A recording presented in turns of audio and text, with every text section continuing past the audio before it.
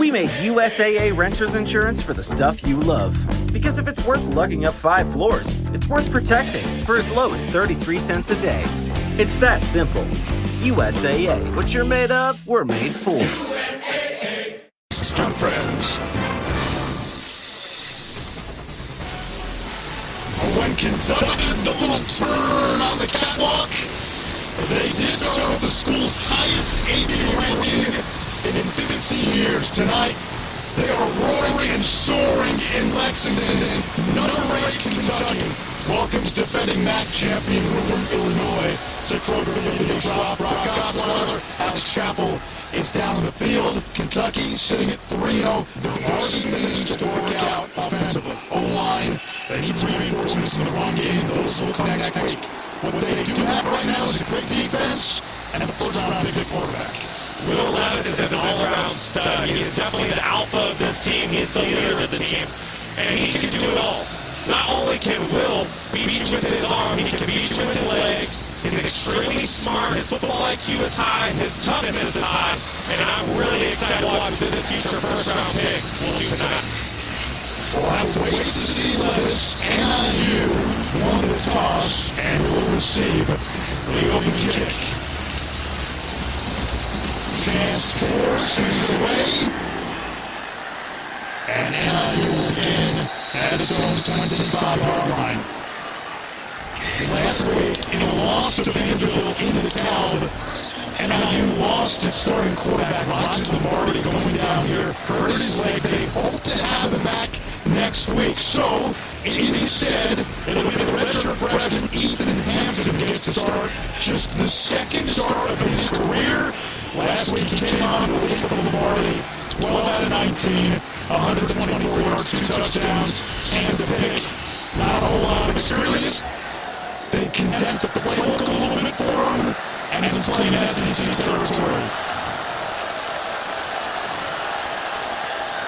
First down gives to Harrison Whaley, who takes it out across the 30 for a gain of 6. Whaley a year ago was off to a great start, averaging 100 yards per game before getting hurt. As for Hampton, for NIU, a local product, plays high school ball just 15.5 miles east of DeKalb. Mom and Dad both went to NIU, legacy product, here in Lexington, in front of Big Blue Nation.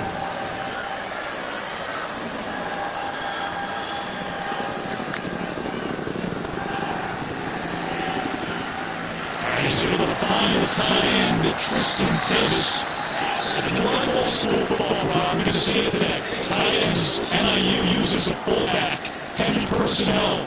You just saw it there. NIU came out, they did a couple shifts, pre-snap, then they sent to motion, trying to put a little bit of confusion into that Kentucky defense, and then they come out with a breather play, a little bootleg for the young quarterback, trying to get settled on the road in this tough environment. The strength for NIU, the offensive line, only given up 1 sack this year. 3 all-conference Goliaths up front. First down, pass to the ground. Whaley, and a couple of Wildcats miss, and out to the 41-yard line. Kentucky coming off a shutout against Penn State. The Wildcats have been sensational so far on the downs, and the secondary was a bit of a question going into the season. They've yet to allow a touchdown pass. They're very stout, especially in the red zone. They're not giving up touchdowns. But I will say this, NIU has done an incredible job early in the football game of trying to establish the run to make the young quarterback Ethan Hampton and his job a little bit easier tonight. 2 tight ends, the fake, in the flat, it's Tips again, and the Wildcat territory is run out by Florida starter DeAndre Square, and a really good drive here by NIU. They kept it simple, early right. Yeah, I love what offensive coordinator Eric Adams is doing. He's calling runs, but then he's coming back with plays to keep Kentucky honest. You see there Kentucky's eyes a little bit out of discipline, getting caught in the backfield and not seeing the guy end out in the flat. Whaley stays in the backfield with Hampton.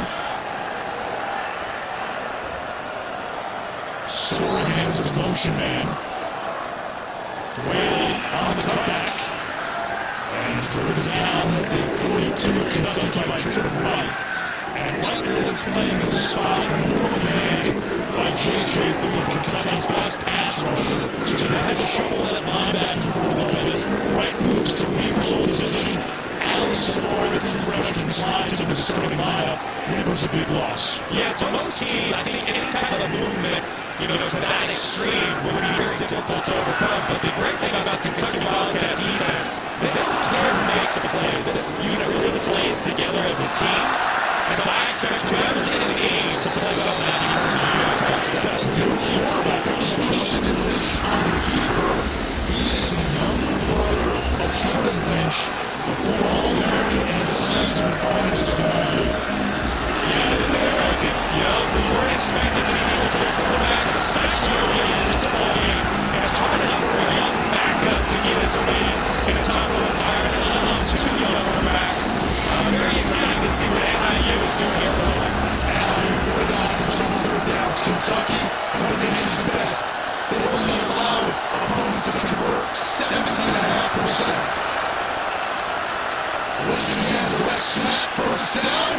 And he stumbles across to the 30-yard line. A gain of 7. And NIU was the change Tyrell Asian may stop. Boy, that's a great tackle by Asian right there. And if he doesn't grab Lynch's ankles there, I think Lynch is gone for a touchdown. Great tackle by Asian. NIU averaging 5.5 per rush on his opening drive. And to back in, pistol set.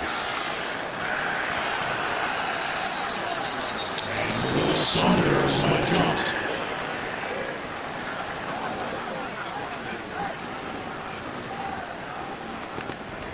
Offside. Number 92.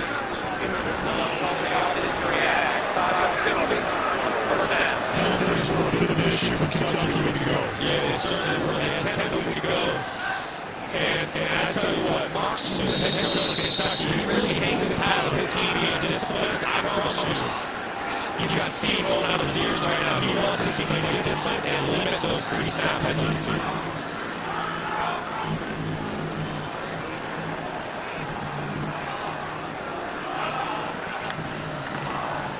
Give this to the speedy Antonio Brown. Zigzags his way inside of the 5 down to the 4. A gain of 20.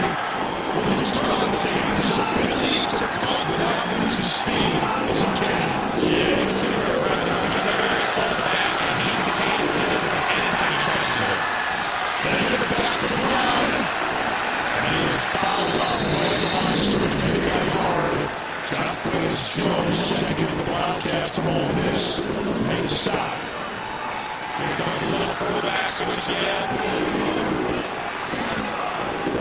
Kentucky hasn't given up a touchdown or points in the last 6 quarters. And Lynch is back in.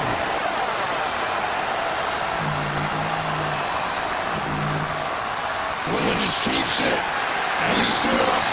Quiz Jones again, it's 3rd and goal. Again, this 3rd down defense for Kentucky has been sublime so far. Coming into this game, giving up 7 third down conversions from the first 3. Yeah, they're truly incredible defense. They're really the heartbeat of this team. The Kentucky Wildcats roll with their defense. I'll say this, though, NIU needs to stop trying to run the football into a loaded box. Kentucky's giving them one-on-one matchups, loaded the box to stop the run. They need to take advantage of an outside pass. 2 tight ends, 2 receivers to the right. Hampton back in there. Hampton throws to the inside. It's caught for a touchdown. Tristan Davis. Backup quarterback on the road in SEC country. And NIU marches down the field for a score on its opening drive. Awfully impressive. Very impressive. I think we all thought that this was going to be a game, especially with Kentucky's defense. Let's go back on this replay. Once you were saying, gotta get the ball inside. Kentucky's loading the box. They're trying to take the run game away from you. Don't be afraid to throw it with your young quarterback. Eric Idness, great play call there. Get one-on-one matchup outside the tight end. Just a little pick play right there. Rub some guys off. Great start to the Huskies. He's good by Richardson. How about Taves? His career high for catches in the game. 2. He had 3 on that opening drive.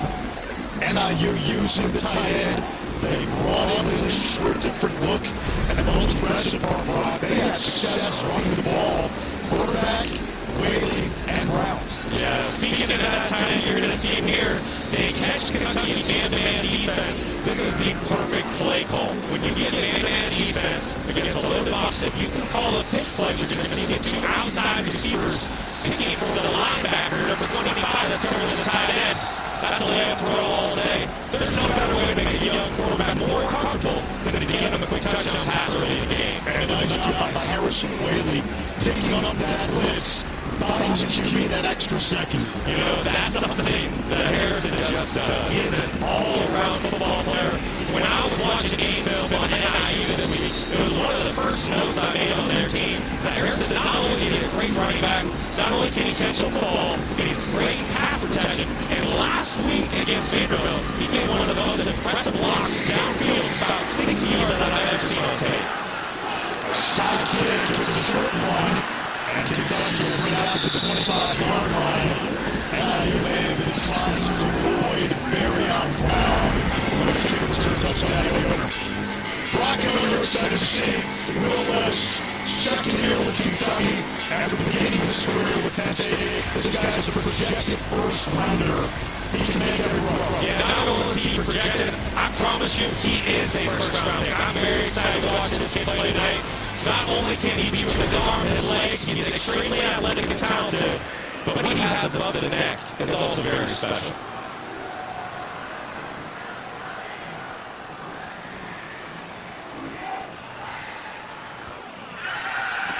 Levis will air it out, taking a shot downfield and overthrew Brown. Wildcats going long on the opening play for scrimmage as we check in with Alex Jumble.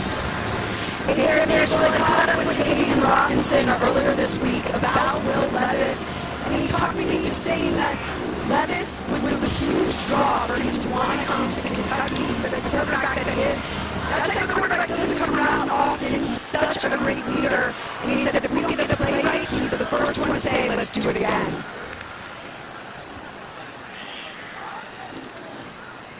Capassier smoke. A short gain sets up third down and long. And this offense still has not found that you run the football, which has been a trademark of the Monsters system. There are reasons for that. Chris Rodriguez suspended the first 4 games. He was the SEC's #2 rusher last year. And Dylan Jefferson at Sam Houston State, 1,100 yards ago, towards ACL. Ja'Tai McLean's missed the last 2 games. And don't forget, there's also 3 new faces starting on that offensive line that were not starting last year. It takes time for an offensive line to build chemistry and grow together. On third down, Levis to the air. Underneath, that's the first freshman, Dane Key. Going to be a little shy of the ball underneath the 35. Offense looking to sideline where the punt team remains. And it's worked out. And tight ends coming in to him. Not even thought it was like Kentucky didn't waste a second. They knew they're going for this one. They're trying to take control of the game right here in their home stadium. Now you're trying to get it subs in. You got the defense a chance to sub when the offense subs. 2 tight ends fullback. Levis quarterback sneak. This is going to be close.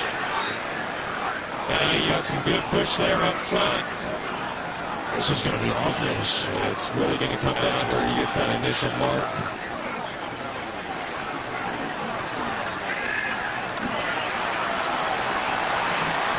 It's a first down, just got the nose of the ball past that 35-yard line. Levis, I love the play call there. Big, strong, tough guy, 6'2", 230 pounds. When you look at him, he looks like a great guy. You can tell that guy just lives in the weight room. Why not give the guy the ball in his hands on 4th and 1? But effective smoke. Out of the backfield, and through the hands of Jeremy Taylor. Redshirt freshman tight end, H-back, the one who the ball more. And 17. Yeah, that's that play that Kentucky's offensive line needs to clean up. Levis has the receiver open down downfield for about a 15-yard pass. It's going to be a late completion, but they don't pick up the free rusher, so Levis has to try to check it down late to his running back. Incomplete pass.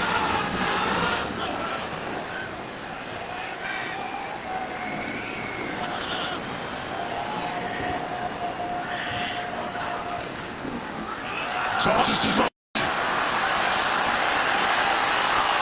and crashes across the 40 to the 32, a gain of 7. And that'll come out at the end. It's third down.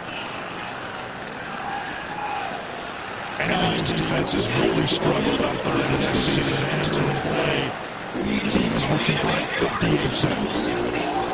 And I think really the third down struggles boils down to just poor tackling. And that was something that Coach Thomas Hammock and his staff, Nick Benito, defense coordinator, really stressed this week. They went back and took screenshots of all missed tackles last week to teach kids how they can clean that up. As the issue was the hands were too high. Levis under pressure, gets rid of it, and he's got his running back right. He goes his way to NLU territory, pushed out by the future of college football, the eighth-year senior Kyle Pugh.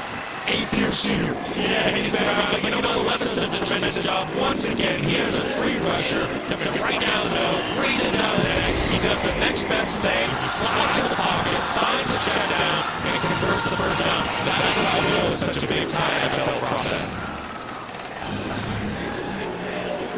Another two tight end set.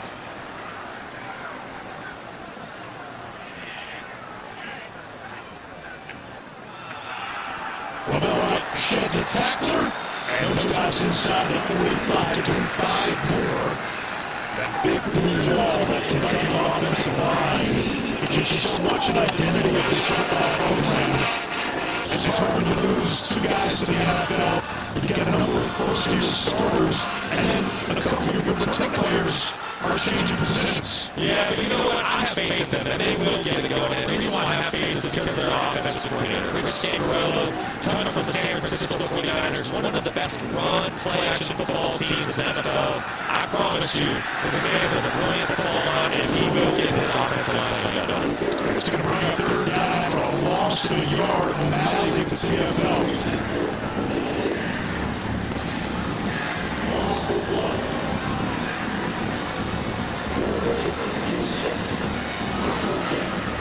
Welcome those viewers watching on ESPN News. Yes, Northern Illinois scoring on its opening live with backup quarterback Ethan Hinton getting the start in place of injured Rocky Lombardi. Kentucky converted on fourth down to extend its first offensive possession. Now with the 6. Will Levis, a projected first-round pick, the quarterback for Big Blue Nation. And fires a strike to the Tech transfer, Tavion Robinson, and the Wildcat run on third down. And it's why Will Levis is going to be a future first-round pick. You know, this looks like a simple throw to something 5-yard out, but what he does great is recognizes that there's a cloud quarterback playing out there. Explain that. He shoulders his receiver to protect him from the big hit, and he picks a first down in doing so because the receiver will make the catch and secure the football. That is a big-time throw. I know it's only 5-yard out, but that's big-time football. Levis fakes the pop pass, back peg over the middle, and there is Don Brown, a gain of 11, first down. He asked Kentucky's offensive coordinator, Rick Scangarello, how many pros do you have in this young wide receiving corps? And Blanky said 4. 3 of them are either freshmen or redshirt freshman Brown. Yeah, it's got to be so fun to play with that much talent on your roster. I love what Kentucky's doing on this run, mixing the run, they're mixing the drop back in, but now they're also moving the pocket and getting some breather throws inside where he doesn't have the pass rush bearing down on him. Brown and Motos give his to Smoke. Stood up right at the line of scrimmage. See around the safety. And that's really the issue right there for Kentucky's offense. They have not been winning point of attack. When you watch the film, a lot of times they're playing on their side and they're letting the linebackers run through. They need to find a way to get a hat on a hat and start moving that line towards their opponent. expect Chris Rodriguez back next week. He's been out with a game suspension to begin the season.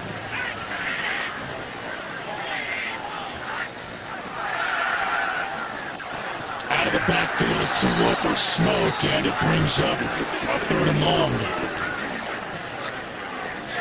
Like what NIU's doing on this drive route right there, they just brought a little bit of pressure off the slot nickel position. But they've also mixed pressure, and then they've also dropped back and just put great coverage trying to keep everything in front of them.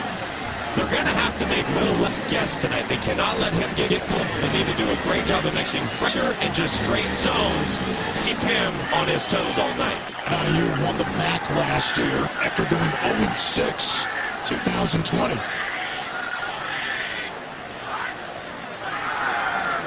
Clay bucket. Levis finds the run. And a first down and a red zone opportunity for Kentucky. Another great job with just ball location. If Levis puts the ball on Robinson's out shoulder, there's probably a pass breakup. Will recognizes where the defensive back is, throws to the opposite shoulder, which results in a first down for his football team. 29 straight games with a catch for Tavion Robinson. And this Kentucky drive is now 7 minutes plus. Wildcats know they need to be better in the red zone. Touchdowns on only 16 trips. Working on the ground, it's Lavelle Wright. Brings a tackle with him to the 15. That's Rayner. And one of the biggest issues for Kentucky in the red zone in this football season has actually been one of their best players, Will Levis. He's thrown 2 of his 4 interceptions. They've come in the red zone. That's something he's going to need to clean up. Red zone football is a little bit different. Things happen faster. The windows are smaller. And so that's something that he continues to grow throughout the year. I have to get much better. His offensive coordinator said the team's Levis needs to work on protecting the football and protecting his body. Levis to the air, they'll set up the tunnel. There's an opening, and Brown finds the end zone.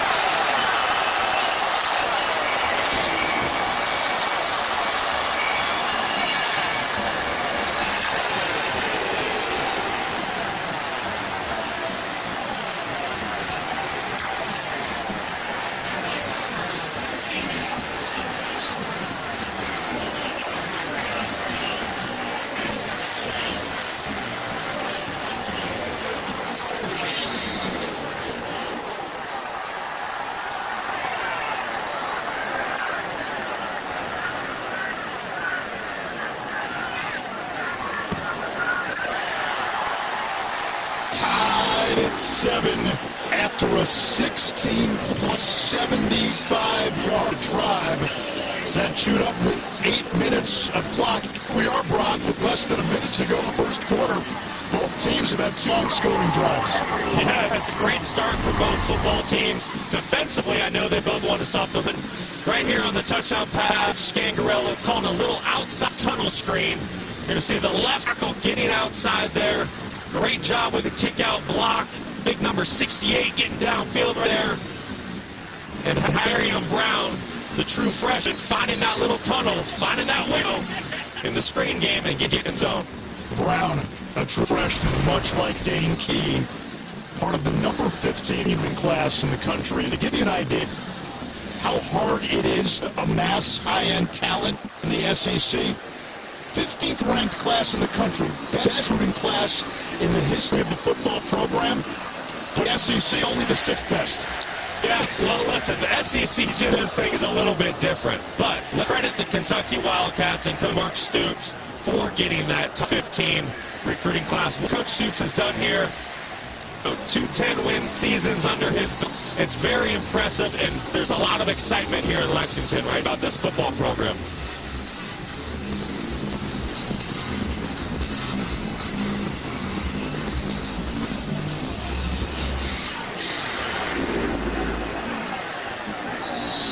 Welcome those of you watching Cincinnati and Indiana. Northern Illinois marched down the field on its opening drive. Kentucky put together an 8-minute scoring drive on its first possession. We're tied at 7. NIU, the reigning MAC champions, 9 wins this year after going winless in 2020. Kentucky, the 3-0, they're ranked 8th in the country, highest ranking that they've had in the AP since 2000 with Andre Woodson. You know, the reason why they've done it, it's because of Mark Stoops. The culture that he instilled here with this Kentucky football team is very impressive. They play a disciplined brand of football, and it really starts and stops with their defense. It's tough to score on these Wildcats, and when you think about the best teams in the country, they play tremendous defense week in, week out. Harrison Whaley able to pick up yard, and NIU ran it well on their first drive. The Honeys from DeKalb, Illinois, playing Ethan Hampton at quarterback. Hampton, the second stringer, in place of the injured Rocky Lombardi, who went down last week and lost to Vanderbilt. But expects Lombardi to come back next week. At least that's the hope. Yeah, Rocky's a tremendous football player. Sadly, a guy like that out this week. NIU playing with a little bit of interesting strategy right now. We have Ethan Hampton out there, but they're also mixing in their third-string quarterback in Liv. We saw him on the first drive. A fast-paced quarter number 1 in the books, tied at 7 in Lexington. ESPN College Football Primetime is presented by Sonos. Experience game-changing sound made easy. And in part by the Lexus IS, all in on the sports sedan.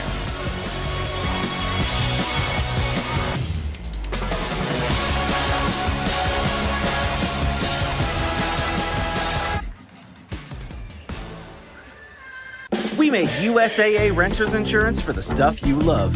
Because if it's worth lugging up 5 floors, it's worth protecting for as low as 33 cents a day. It's that simple. USAA. What you're made of, we're made for. The decision to pursue an MSA at Northwestern was a no-brainer for me. There is such a tremendous world-class network of people that are truly there to help and want to offer ideas to students that are getting their start in the sports industry. I feel as if every class that I had the opportunity to take has been a chance to better my skill set and my overall ability to contribute in the sports industry.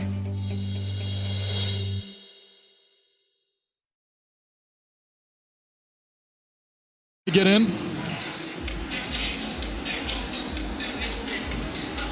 Oh, really? Texas Tech won. Oh, wow.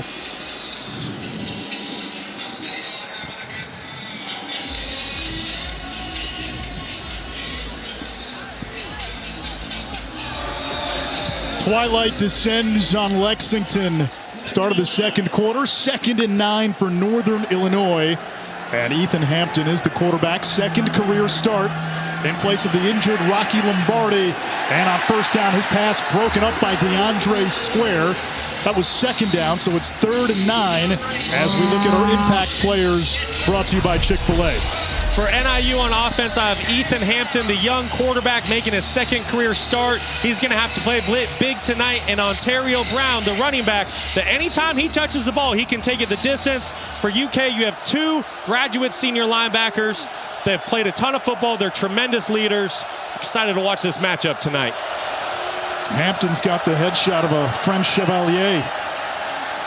Zips one over the middle to Cole Tucker, NIU's top receiver. And that's a first down out to the 42-yard line, a pickup of 17. Tucker, a 6th-year senior. He's been the go-to guy with the preseason injury to Trayvon Rudolph. And that's a young quarterback playing big in a big moment. You see there just a little slot stop route. Puts it right on time to Cole Tucker. Big-time throw, catch. He's going to need to make a couple more plays like that tonight. Hampton moves the pocket and goes to his tight end for a pickup of 5. That's Liam Sorahan. He's got Osweiler height, 6'7". I like it. I like it. No, Ethan Hampton, great job here. Really in command of this offense early in the game. He's on the road in a hostile environment, making only his second career start. But I tell you what, he's had complete control of this offense, really in command, and doing a great job early on.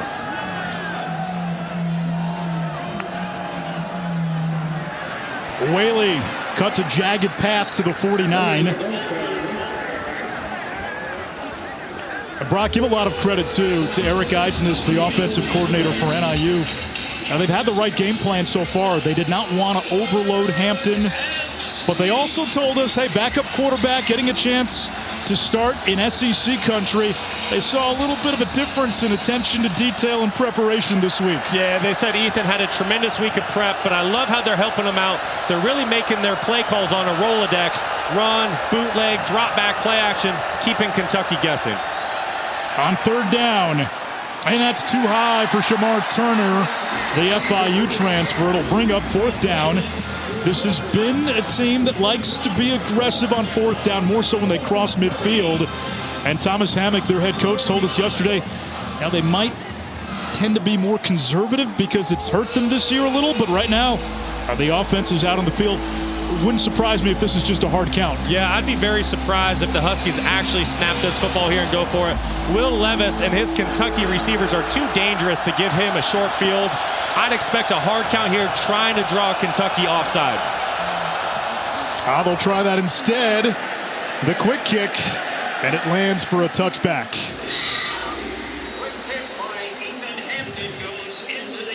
We get to see Will Levis, the projected first rounder, when we come back.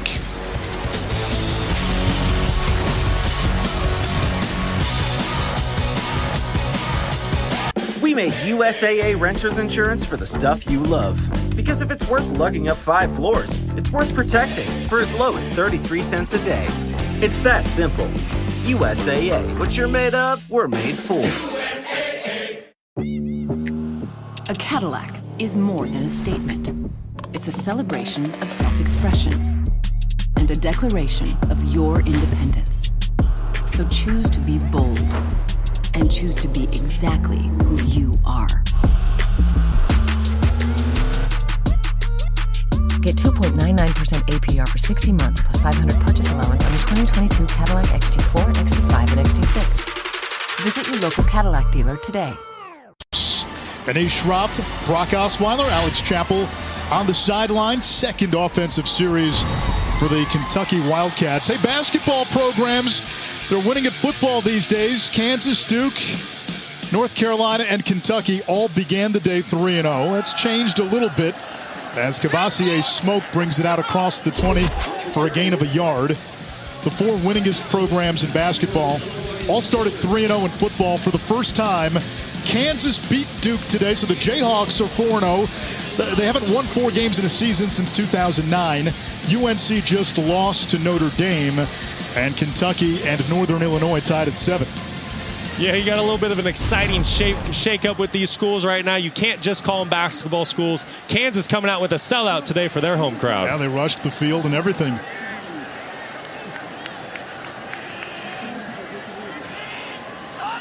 Robinson, the motion man, pressure off the edge, screen to Robinson, and he likes to work in space, and he's close to a first down. Finally brought down by the safety, Muhammad Jumay. Great job by Levis, understanding that he had slot pressure coming from the nickel position. He could not hold on to the football very long. Dumped it down to his check down, did the next best thing, and put his team in third manageable.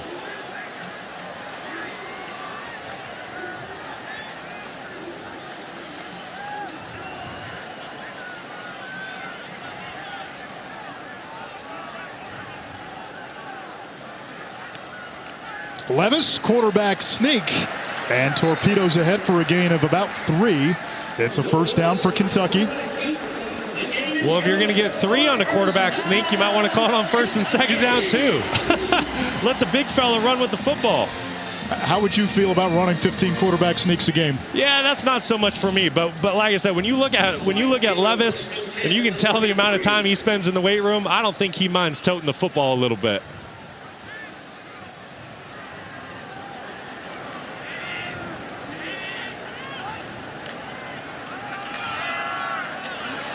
Smoke finding some running room. Daverin Rayner makes the tackle. Brock, a big challenge for NIU today. you go up against a young but talented receiving corps for Kentucky. We know about the potential of Will Levis, and NIU is down both starting cornerbacks. Yeah, the Huskies have a great challenge tonight on the road against Kentucky. Nothing's going to be easy for them, but they're trying to make their game plan a little bit simple so they can attack Kentucky. They're trying to take away the run to where all they have to do is focus on Levis and the passing game around him. Easier said than done, but that's what they're trying to do right now, is take away that run game. Levis has time, and down he goes. Dropped by Javon Bird. He's starting today at corner for the injured Eric Rogers. Cyrus McGarrell starting for Jordan Gandy on the other side. Yeah, and that's what NIU wants to do, right? They want to try to stop the football, and then they want to bring pressure on passing downs and try to get to Will before he can deliver the football downfield. Credit the Huskies there with a great play call and great pressure to get the big quarterback down. And Bird is a guy who has starting experience. This is his 10th start. 11th sack allowed by Kentucky this season. That's been an issue.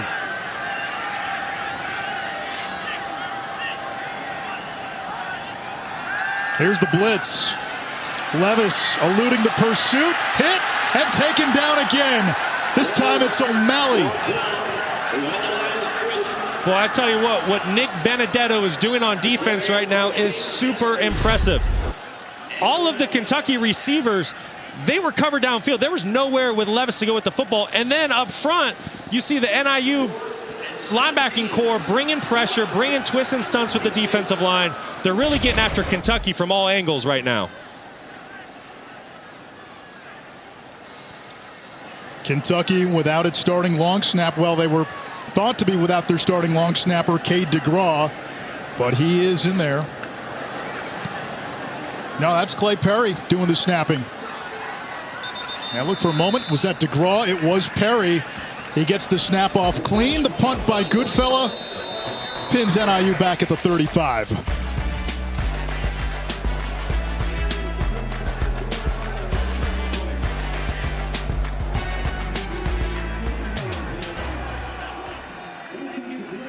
We made USAA Renters Insurance for the stuff you love.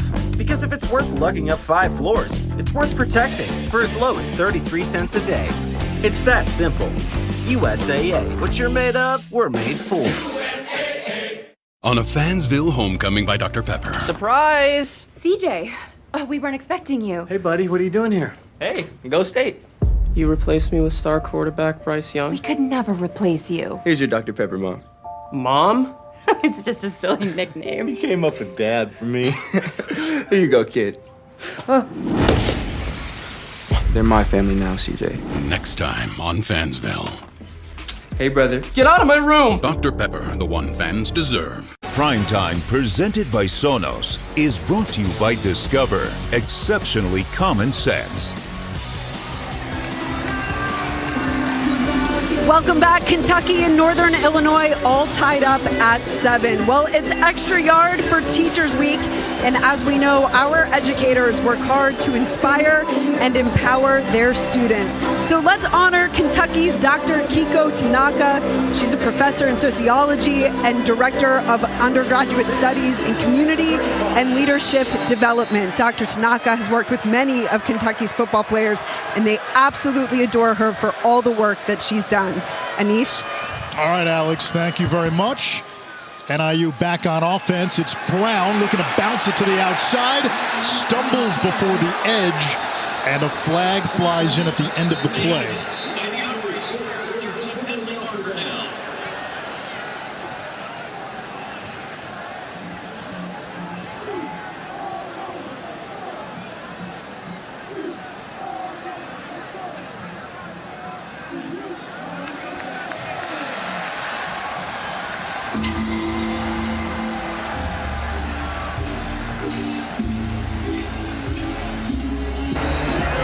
Holding, offense number 70, 10-yard penalty, first down.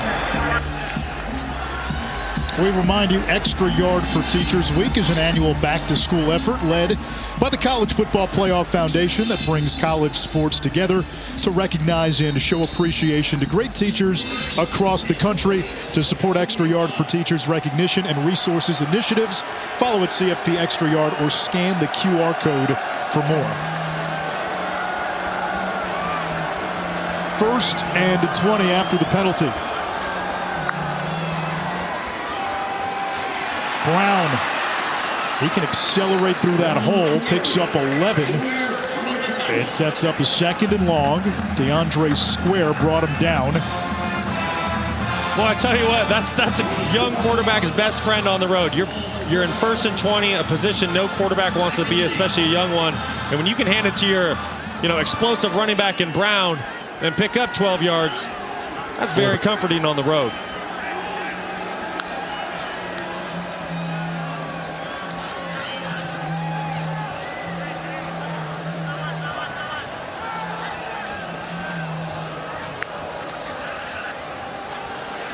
Brown again, and upended. Carrington Valentine, the corner. It's 3rd down. This team is built in the image of its head coach. Thomas Hammock was a running backs coach for the Ravens. He had a stop at Wisconsin. He's about power football. He was a power running back when he played at Northern Illinois. Yeah, the slogan that the team carries with Coach Hammock is, do it the hard way. This football program kind of reminds me of a team from the AFC North. They're gritty and they're tough.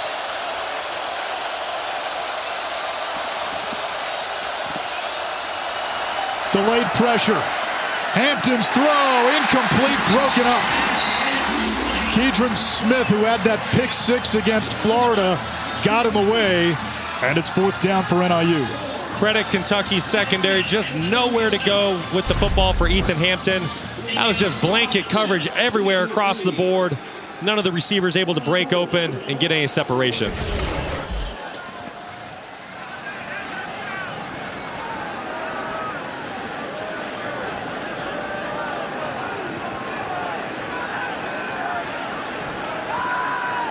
Tom Foley, the Minnesota transfer, to punt.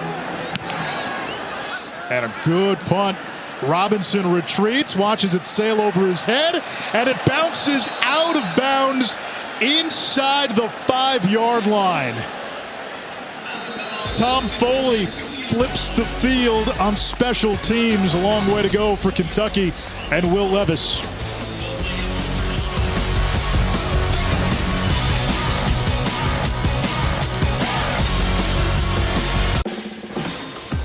Turning your squad into a car wash? Weird flex. Turning your squad into a carpool so you drive less? Good flex. Auto insurance that flexes with you. That's what we're made for.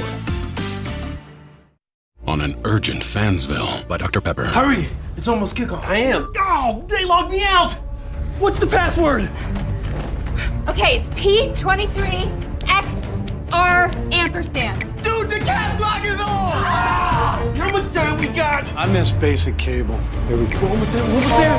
Oh no, I got the spinning wheel! Fanstown by Dr. Pepper. This commercial. Game hasn't started. They play these too much. Dr. Pepper, the one fans deserve.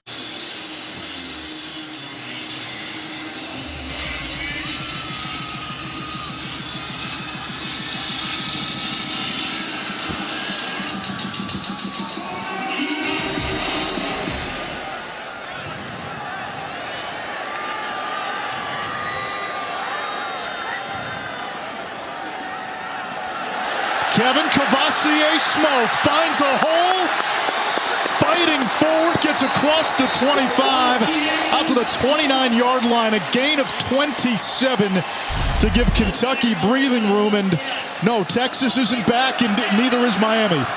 That's a great job of Kentucky running power, getting their double teams, winning at the line of scrimmage, pushing NIU back and giving Smoke a big hole for an explosive gain and to get your back off the goal line. Tremendous job. And a much-needed turbo boost for this Kentucky run game, which has been stagnant through 3 games. Again, they're missing some big pieces. Back to Smoke. To the 31. Chris Rodriguez, top returning rusher in the SEC, will return next week against Ole Miss from a 4-game suspension.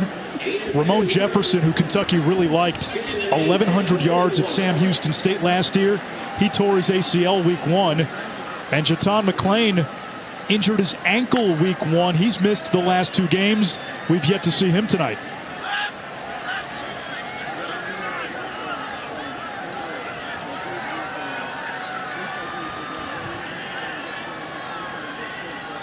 Right motions out. Pressure off the edge, and it's dropped by Bates. Great coverage by NIU.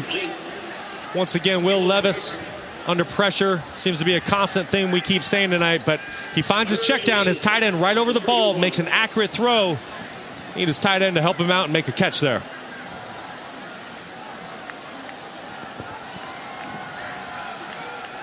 You know, at some point, you know, Kentucky, they're playing this chess match right now. They're trying to get NIU into the right coverage, but they need to test the backup corners that are out there playing against this talented, skilled receiver room. Well, you got a freshman, Amarian Knighton, lined up all the way at the top of your screen, 29 in white. Levis looked that way, looks off, fires over the middle, it's complete. It's a foot race, and it's a Kentucky touchdown. 69 yards to the house. Tavion Robinson.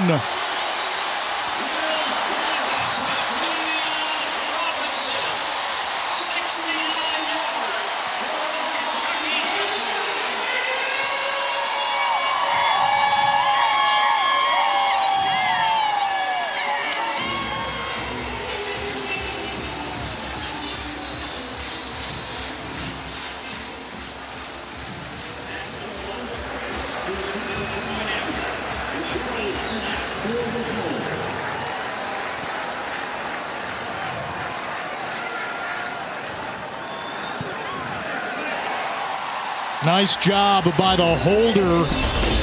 Chance Poore on a bad snap. The drive started with fire from smoke, a 27-yard run, and then a 69-yard bomb to Tavion Robinson, as the kids say. Nice.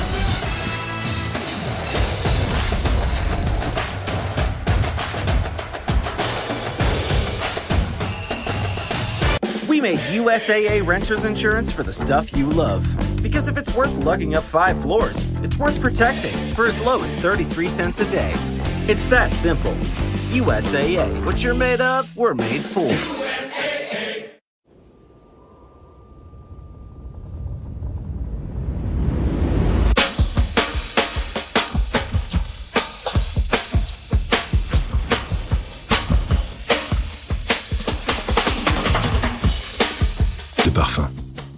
He's got no issues with Flair on Mondays.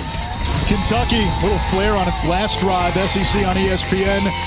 Cavassier Smoke, a big run from the 2, and then a 69-yard touchdown pass to Tavion Robinson. 4 plays, 98 yards in a little more than a minute for Kentucky, and NIU will take it out at the 25.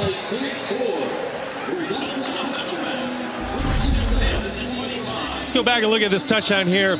Rich Scangarello wins the chess match here. He catches NIU playing a blitz zero defense. There's no safety help deep. Everybody playing defense against receivers is in one-on-one matchups. Scangarello calls a double move, a little 5-yard and out, a stick nod to his playmaker, Tavion Robinson, that we will be watching on Sundays. Will Levis does the rest, buys time in the pocket from the blitz, delivers an accurate ball. Easy touchdown for the Kentucky Wildcats. Illegal substitution offense. They broke the huddle with 12 players. It's a 5-yard penalty. Still first down. I just can't have that on the road. NIU, defending MAC champions as a program, 17 wins all time against the Power 5. And their lone SEC win came in 2003. That was against Alabama.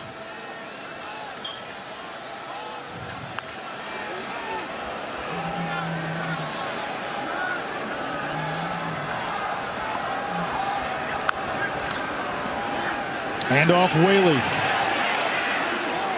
driven down at the 24-yard line. Week 3 NFL Sunday kicks off at 10 a.m. Eastern with the Countdown crew. Matt Hasselbeck sits down with Bills quarterback Josh Allen, who's completing 75% of his passes.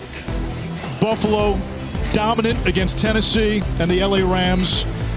Kevin Connors in studio, big Bills fan. He knows he's got a team that's capable of not just losing a Super Bowl, but maybe even winning one this year. Yeah, that team from upstate New York, they're a lot of fun to watch. Josh Allen makes Sundays very exciting. A lot of talent on that football team. Whaley dragging defenders to the 30-yard line.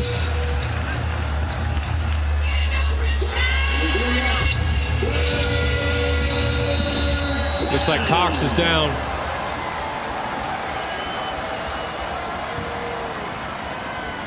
He's one of the best offensive linemen in the Mid-American Conference. NIU's most experienced O-lineman, a 4-year starter, first-team All-MAC last year. Now, this O-line is the strength of this offense, and Cox is the strength of the O-line. This is absolutely the strength of the offense.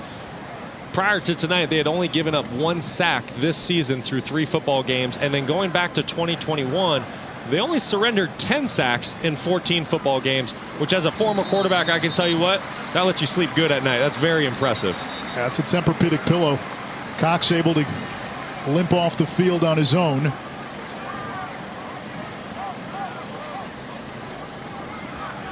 Evan Buss will take his spot, number 60. 30-year sophomore slides into left tackle. I'd expect some pressure here by the Wildcats to force the young quarterback into a quick decision here on 3rd down. Jordan Wright, the stand-up backer on the right side of the line, going up against the left side now for NIU. Hampton tucks, runs, and lasso down at the 36 by Jones, but he picks up a first down. Hampton's got some speed. Not the fastest guy, but mobile enough. He's absolutely mobile enough. He's a great athlete. He's strong. He's really taken command of this offense this week when we talk to the coaching staff. You know, go figure. I say Kentucky's going to bring pressure. They say the opposite. They want to find out if the young quarterback can throw into tight windows. They drop 7 into coverage. Ethan does the next best thing. He tucks the ball. No one's open. Finds the first down with his legs. And Justin Lynch now comes in. Let's see if this is another designed QB run. It is. And driven back by Jordan Wright amongst others.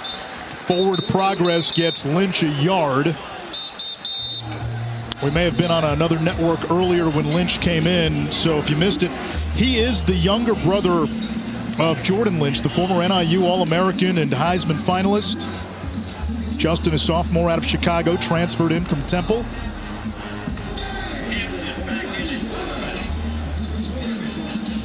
Hampton checks back in.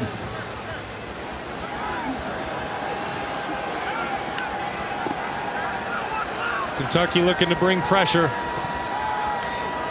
They bring 6. Hampton's hit. Finds his tight end. That's Tavis. And he's to the 45, a yard shy. It sets up 3rd and 1. 4 catches now for Tristan Tavis, doubling his career high. What a great job by Ethan Hampton. His first receiver's not open. So then what does he do? He moves through his progression. He trusts the timing of his feet. He finds the void where the linebackers blitz from over the ball. Popped it to his tight end. Great job by the young quarterback staying cool under pressure.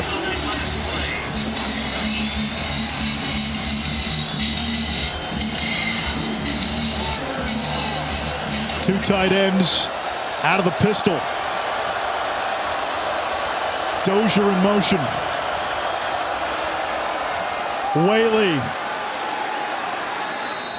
And let's see where they spot it. The initial spot gave him a first down, and then they backed up. Now they say it is a first down.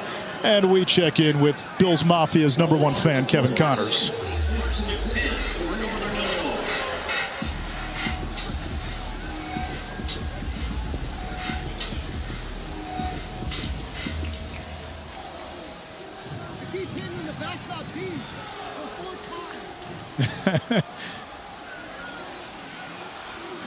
Whaley to the 49. I hope we have reactions of Sam watching the end of that game.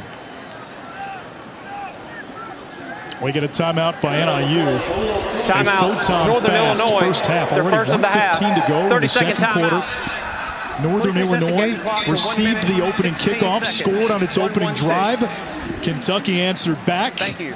The difference, a 69-yard touchdown catch by Tavion Robinson. Boy, I tell you what, if you're the Huskies, though, right now, sitting here with a little over a minute to go in the second quarter, you're happy with the way this game's playing. Obviously, you don't like the explosive gains and touchdowns you've given up, but you're in this ball game, and you're driving right now, and you're trying to tie this thing up right before half. Credit the Huskies. Sunday countdown, 10 a.m. for week 3 of the NFL. Some of the great defenders share what it's like to stop Aaron Rodgers and Tom Brady. Those two go head-to-head. And then on Monday night, Big Blue, the Giants, home for the Cowboys, New York, 2-0. They've got some life. They've got some juice. New head coach, Brian Dable. Dallas, the defending NFC East champions. Yeah, Cooper Rush doing a great job filling in for Dak Prescott. Very impressed with what he's done with his first couple career starts.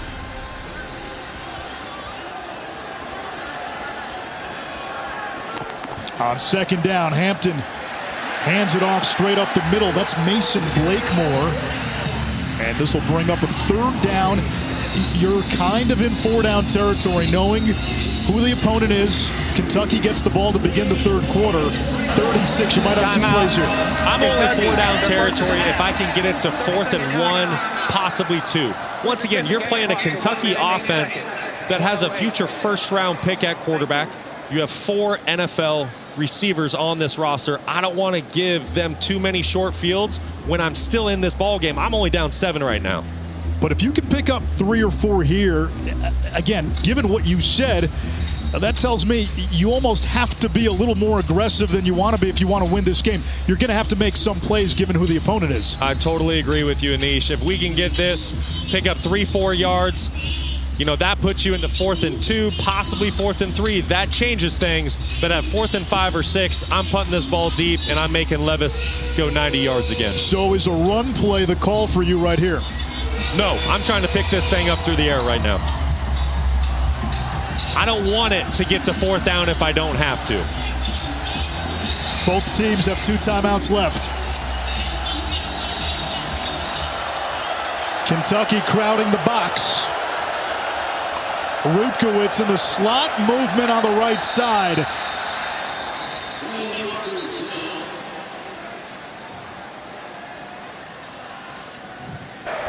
False start. Offense number 82. A 5-yard penalty.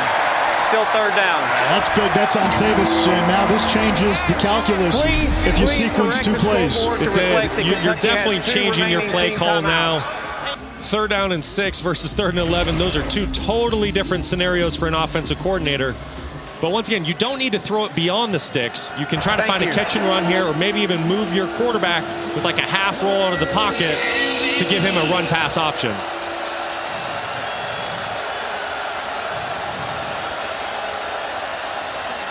On the delay, Whaley, big hole.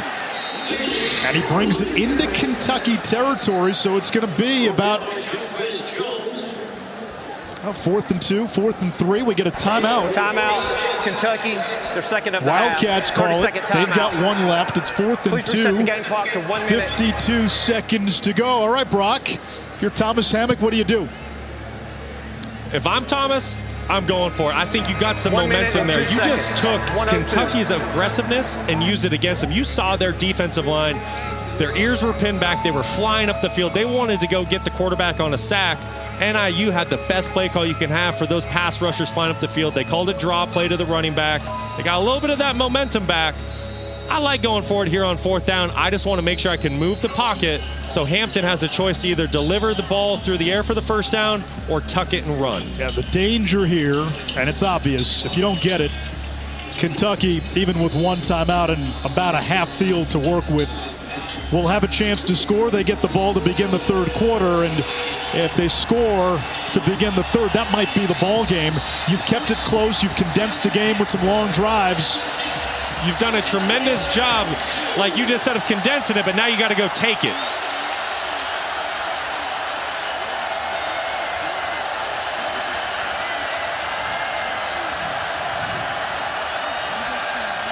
Gubs in motion. Play clock down to 3. They're not snapping it. They're not snapping it.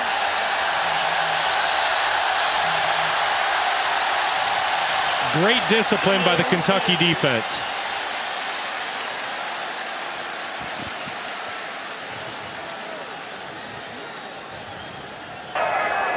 Delay of game. Offense number 2, 5-yard penalty. 4th down.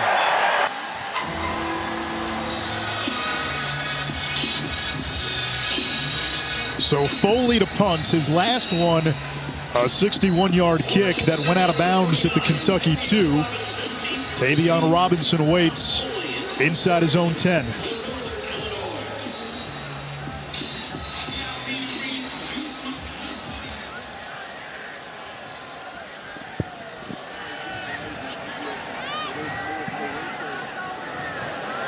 Fair catch called for and made. Quarterback to quarterback. Brock, when you turn on the tape, what do you like about Will Levis? I like a lot. He's very polished. He's the real deal. Not only can he beat you with his arm, but he can beat you with his legs. Last season against Louisville, rushed for 4 touchdowns in that football game. You see him here. He's very accurate under pressure. There's a guy in his face, but he delivers the ball in the back shoulder exactly where it needed to be. And here, this is what the NFL scouts want to see. Can he push the ball down the field? Absolutely he can. 60 yards on a dime, exactly where the receiver needed to see. In regards to getting better, every once in a while his feet and his drops get a little bit lazy, and when that timing and his footwork's off, it usually leads to interceptions. That's the area of his game that he needs to improve upon. He is Todd McShay's number 3 quarterback prospect behind C.J. Stroud of Ohio State and Bryce Young of Alabama. Levis over the middle. That's dropped by his tight end Upshaw. They like to use the tight ends in this offense, and Upshaw had a big gainer. He drops it. 2nd and 10. So we talk about Will's big arm, but what he does here is he does the perfect touch throw.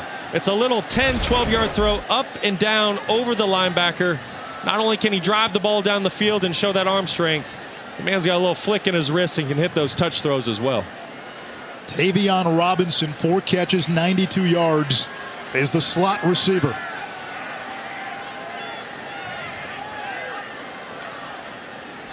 On the ground. Ball is out. And NIU recovers. Wow. Cavassier Smoke coughs it up. And a break for the Huskies. They've got the ball now with 2 timeouts.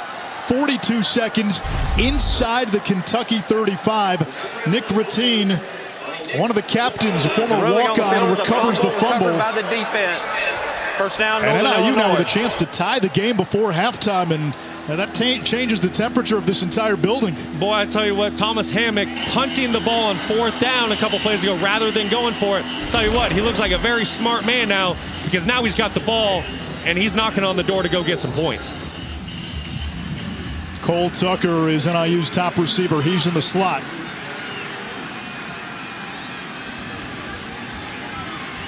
Hampton looks for Tucker. Out of bounds inside the 15. Ethan had dealer's choice there. He had a little switch release by his 2 outside receivers. He either had the skinny post or kind of that wheel route going up the sideline. Chose Tucker there. Great job getting the drive started. Tucker had 2 touchdowns last week and a loss to Vandy. NIU led by 14 in the second half. Vandy scored the final 24. Huskies lost their starting quarterback, Rocky Lombardi, in that game. Out of the backfield, Fabian McCray. And he gets inside the 10. Where did he step out? Right at the 6-yard line. 31 seconds to go, and you can run the ball with the 2 timeouts. I tell you what you're seeing by NIU's offense with all of the pre-snap shifts and motions by their tight ends and receivers and running backs, that is not easy on a defense. As soon as you get your call set and then everyone moves, that changes everything that you're doing defensively. That's putting a lot of stress on the Wildcats right now. Whaley is the running back.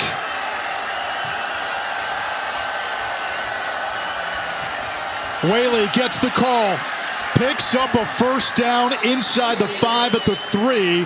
It'll momentarily stop the clock. 26 seconds to go. Huskies still have both timeouts.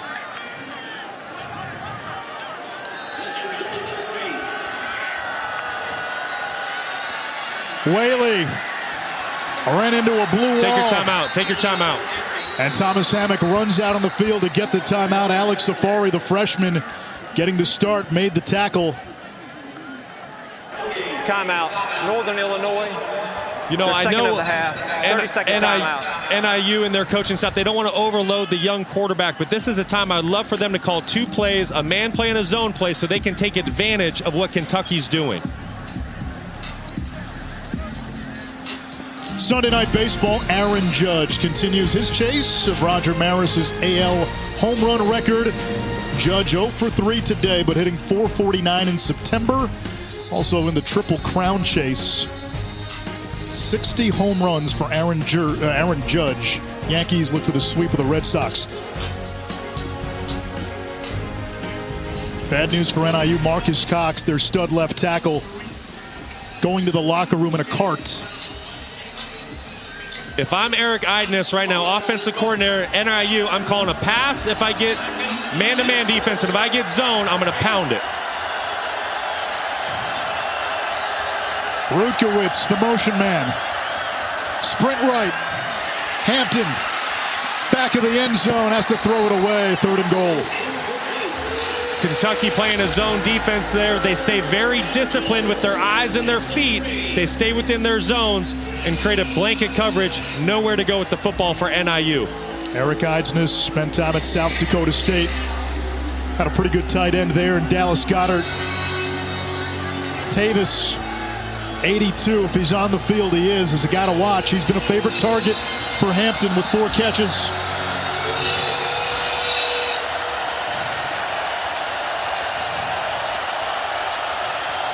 Tucker in motion. Wide receiver pass, back of the end zone, touchdown, it's Tavis. How about that trickery? Shamar Thornton, the FIU transfer.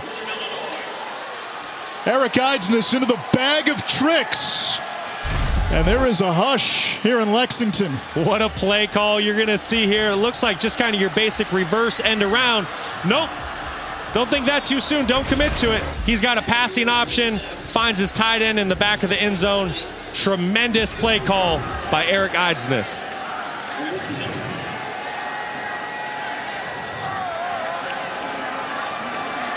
Richardson for the tie. 14-14, Northern Illinois, a team that beat Georgia Tech last season, coming into hostile SEC territory in front of Big Blue Nation, and they've played the number 8 team in the country to a standstill. This was the key play. Right before halftime, Kentucky got the ball back. Cavassier Smoke fumbles, plus territory for NIU. And Brock, the play calling tonight from offensive coordinator Eric Idness. You've got a quarterback making just his 2nd career start. He's the backup. They haven't put too much on his plate like they told us. And to Hampton's credit, he's done all the little things tonight. Yeah, credit the Huskies. Eric Idness, he's put together a tremendous game plan for this Wildcats defense. The thing that really stands out to me is he's keeping them guessing. He's really done a great job of mixing plays. You've seen inside runs, outside runs. You've seen play action. You've seen bootlegs outside the pocket. You've seen trick plays. He's really making Brad White, defense coordinator for Kentucky, guess what's going to happen next. They're not going to give Barryon Brown a chance. This is Cavassier Smoke. And he takes it to the 32. Time runs out in the first half. Kentucky will get the ball to begin the 3rd quarter. We've seen some strange things today. We saw Middle Tennessee take down Miami. Texas Tech knocking off Texas.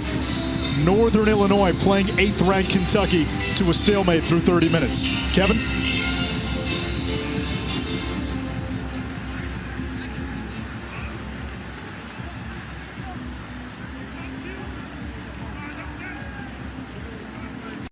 ESPN College Football Primetime presented by Sonos. Northern Illinois looking to add to its boneyard. 17 wins all-time against the Power 5. Kentucky with its highest AP ranking in 15 years.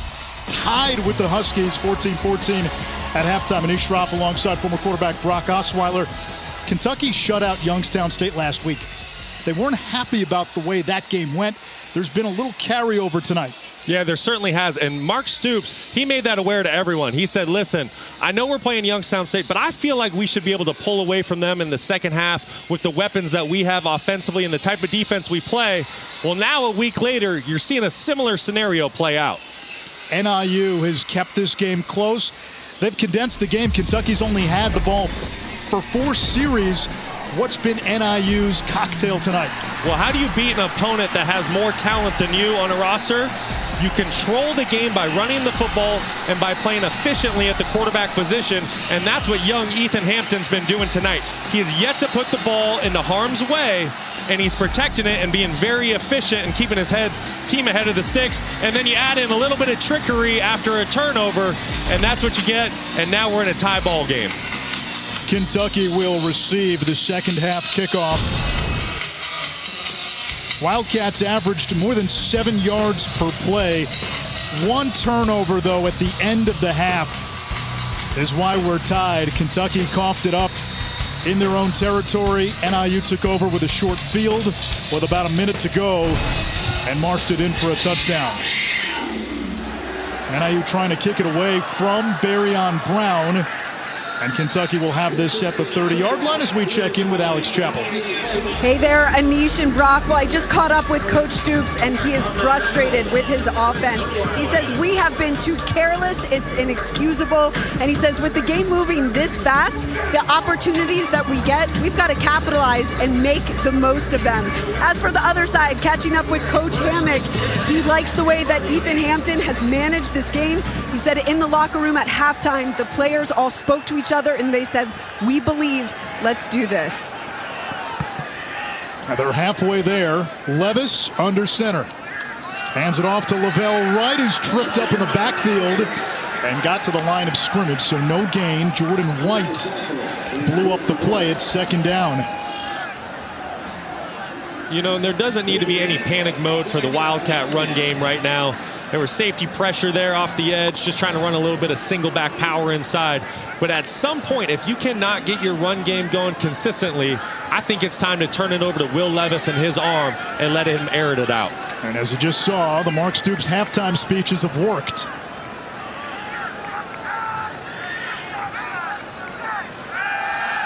Levis to the air, pumps, and is that intercepted? It is. C.J. Brown. Now they wave it off. They may look at this upstairs.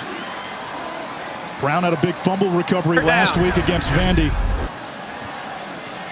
C.J. Brown, all-world safety for NIU, making big play. But the issue is once again, Will Levis letting his feet get him in trouble. Yeah, that's a good call. You can tell he's taking extra hitches in the pocket. Well, when you start taking extra hitches as a quarterback, that needs to tell you that you need to get rid of the football and the play's over.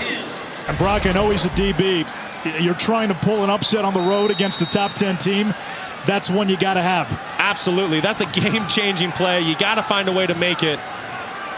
I'm sure that's one he wishes he had back. Levis, no interceptions tonight, but he's thrown one in 4 straight.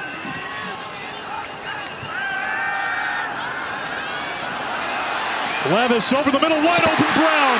Angling across the 40. That's a foot race to the end zone. Barryon Brown, touchdown, Kentucky, the haymaker.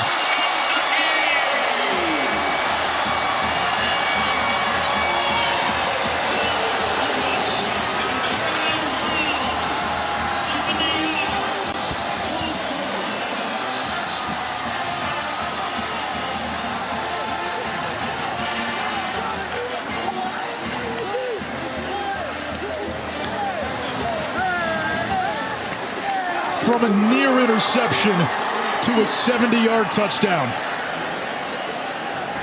Yeah, those are the plays when you look back at the end of the game. If you're the Huskies and this thing doesn't end up the way you want to, that's a play that you're going to look back on and say, we needed to make that if we're going to get the win on the road. Yeah, Barryon Brown, the super talented true freshman, catching cloud coverage here, just running a basic in cut. Will Levis putting the ball on the money. Brown doing the rest down the sideline. Big time passing catch.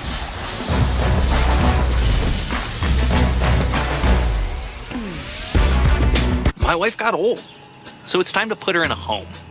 It's the home I've always dreamed about. Old National Bank, where relationships and results matter. Get old. You're never too old to get old. She's old. At Raising Cane's, we're huge football fans, but we're also fans of over 30,000 other partners in the communities we serve. When you order our hand-battered chicken fingers, you're also supporting your hometown. Raising Cane's Chicken Fingers, one love. Kentucky offensive coordinator Rich Scangarello told us freshman Barrion Brown reminds him of Deshaun Jackson, and Scangarello spent the last 5 years in the NFL. The 70-yard touchdown had a lot of Deshaun Jackson in it. Yeah, you saw D-Jack all over that play.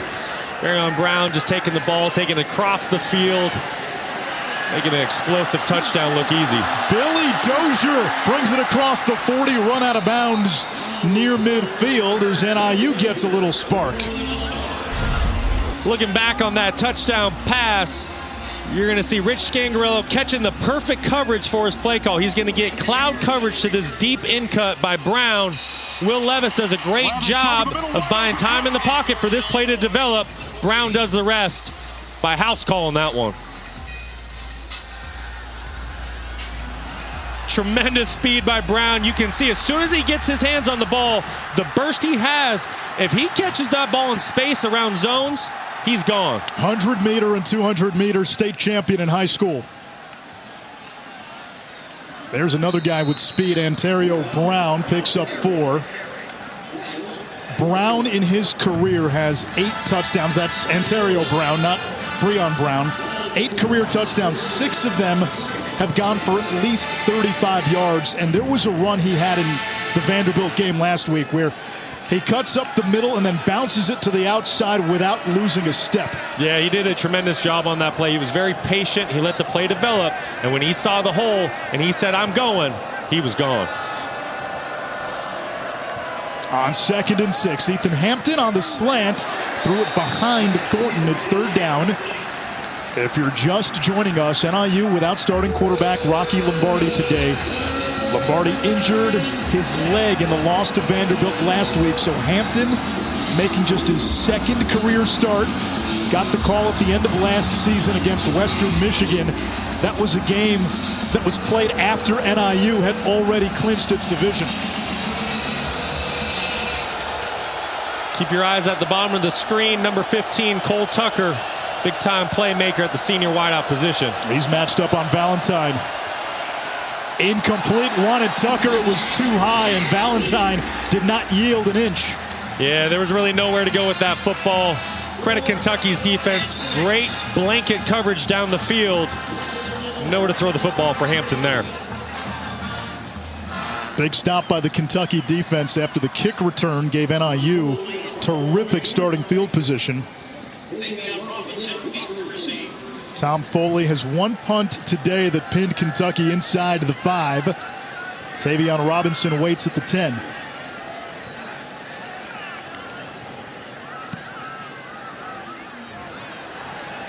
Fair catch is made at about the 10-yard line, a 38-yard kick. 21-14, Kentucky on top, thanks to 3 touchdown passes from Will Levis.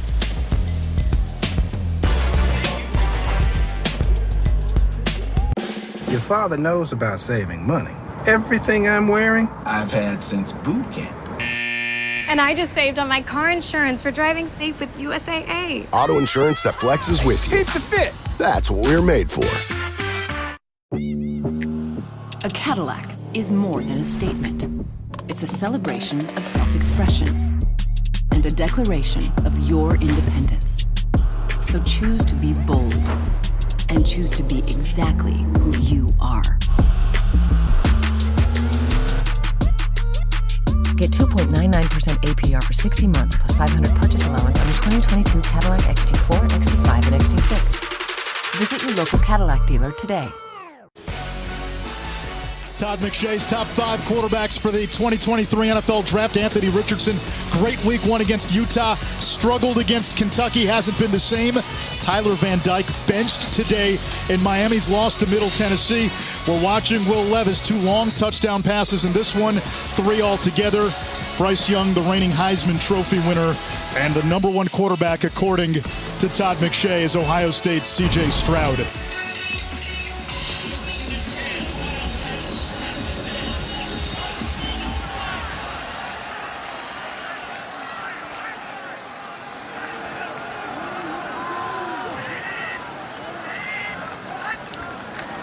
Out of an offset eye.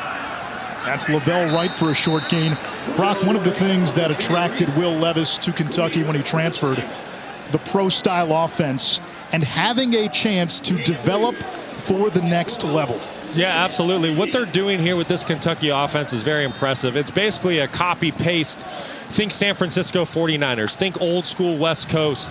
Mike Shanahan, Gary Kubiak, those guys. So he's calling pro-style plays. He's doing pro-style audibles at the line of scrimmage, pro-style drop-back passing.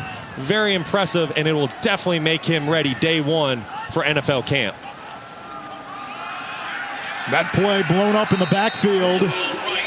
Wright able to get to the line of scrimmage. It's 3rd down. Brock, take me back to when you were coming out of Arizona State. You did not play in a pro-style offense.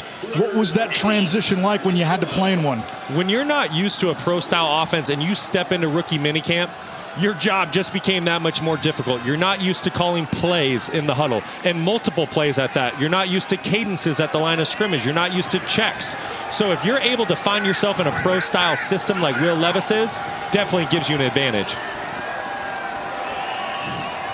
His OC was with the 49ers, spent the last 5 years in the NFL. Tavion Robinson, north of 100 yards for the 2nd time in 4 games as a Wildcat. He never did that with Virginia Tech. And Brock, for Mark Stoops, selling a pro-style offense to quarterbacks. How much of a boon is that in recruiting right now? It's huge. Listen, if I had a son that was a good pocket passer coming up through the ranks, I'm sending him to a school like Kentucky because I know if he has the talent to get to the next level, he's going to show up to NFL camp and he's going to be ready to play. The playbook, the calls, everything that goes into being an NFL quarterback won't be too much for you. Levis is sacked. Michael Kennedy gets to him, the 3rd sack by NIU. All right, Brock, this was your scouting report. We got a chance to spend time with Levis, and you were down there on the field before the game scouting out his throws and his mechanics. Yeah, I tell you what, when you meet with Levis, you are just so impressed. And the things that really jump, it's his arm strength, it's his size, it's his athleticism, and his toughness. But really the thing is his passion for the game. You hear multiple stories here on campus of coaches is basically having to kick him off the practice field saying, hey, give your arm a break, go home and rest. The guy loves the game, needs to clean up some footwork, but he's a big-time prospect. Screen pass, Robinson bottled up right at the line of scrimmage. It's 3rd and long. Case in point, I was talking to one of his former teammates, Marquand McCall, now a D lineman with the Carolina Panthers, and Marquand told me when Will Levis first got here last year, he would be out until 7:30, 8 o'clock, finding guys to throw with, and the rest of the team picked up on it. This guy is bought in. He wants to be good. He wants the others around him to play well, and he wanted to build that chemistry from the get-go.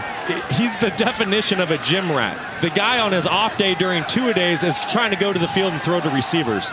Very impressive how much this guy loves the game of football. And Jatan McClain into the game for Kentucky in the backfield. Missed the last 2 with an ankle injury. There's Dane Key. They think he's going to be a star. Comes up shy of the marker, brought down by Rayner. Punt team coming on. They were telling us Key, for a freshman, has a football IQ off the charts. His dad played at Kentucky. ESPN 300 prospect, just like Barryon Brown.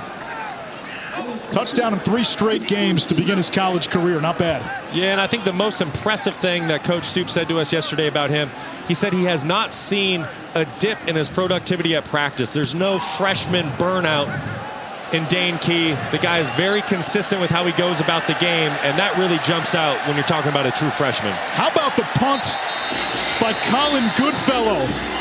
Funny how. 60 yards.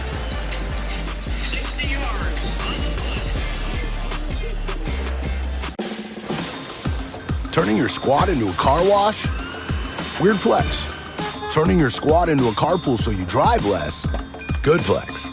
Auto insurance that flexes with you. That's what we're made for. Yo, my name is Luis, and the little thing I love about the Chick-fil-A Grilled Spicy Deluxe is the different flavors that are hitting your mouth at every millisecond. You get the explosion and the zestiness of the chicken, then that spice just kicks in, and if you add that cilantro lime, perfection. Hi, this is Becky, and a little thing I love about the Chick-fil-A Grilled Spicy Deluxe is that marinade. They make sure that it is on the entire piece of chicken and not just on top. The pepper, whatever else is secret in their marinade, is amazing. From Kroger Field in Lexington, Kentucky, it's the SEC on ESPN. NIU with the ball from its own 10-yard line. 8:37 to go in the third quarter. Huskies got to stop, and it's still just a one-possession game. Ethan Hampton making his second career start. The quarterback for the Huskies. Hands it off. Brown into a sea of blue. Deion Walker, the talented freshman, got in there first as we check in with Alex. Well, Anish Rocky Lombardi might be out of this one.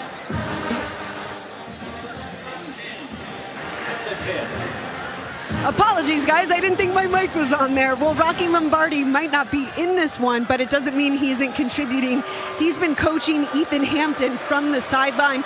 The two have been talking. They're very close friends. They're roommates, and Hampton is inspired by what Rocky does from a leadership perspective. Yeah, in fact, all three quarterbacks for IU, Lombardi, Hampton, and Justin Lynch, all live together as it's third down now for the Huskies. 3 to go. And coming up a little ginger is Shamar Thornton, who had a wide receiver pass for a touchdown to end the first half.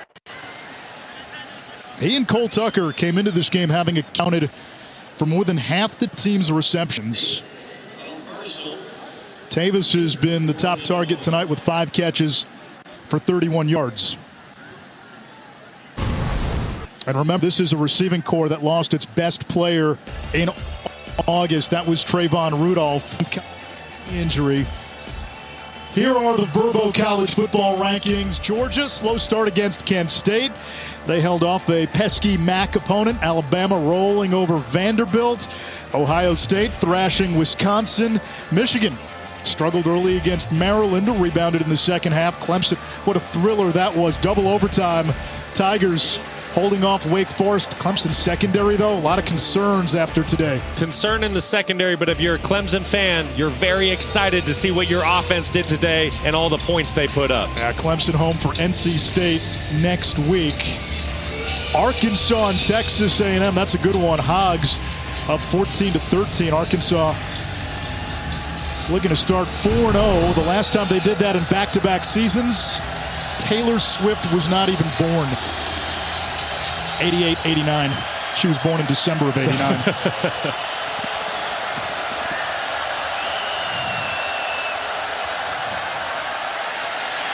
Hampton in trouble. Wounded duck toward the sideline. Now, was that a backwards pass? It was, and it's a Kentucky touchdown. There was no whistle. Jordan Wright picked it up, finished the play. They will look at this, but there was no whistle. The ruling on the field is an incomplete pass. Boy, that was really close. They changed it. Now they said incomplete. One of the officials on the far side signaled touchdown, and now they've changed the ruling. Deion Walker, part of that top 15 class, got the pressure on Hampton. Take another look.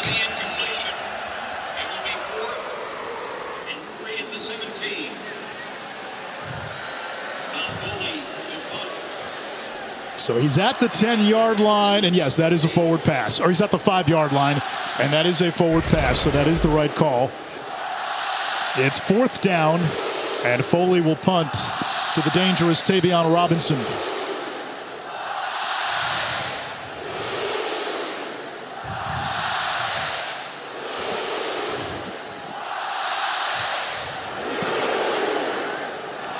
Another good kick by Foley. Robinson retrieves at the 30. Looking for some bluegrass.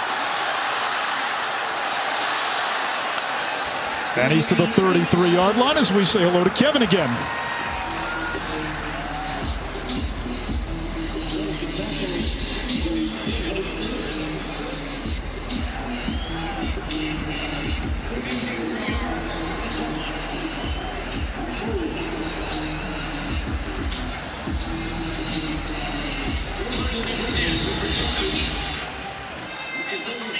Here it's 21-14 Kentucky. The Wildcats seen as many as maybe the only challenger in the East to Georgia. Tennessee won today. They beat Florida. Are they there yet? Kentucky maybe with its defense, but right now Georgia and Bama look to be in another universe. Levis down the seam, incomplete for Key. Broken up, flag down. Knighton in coverage.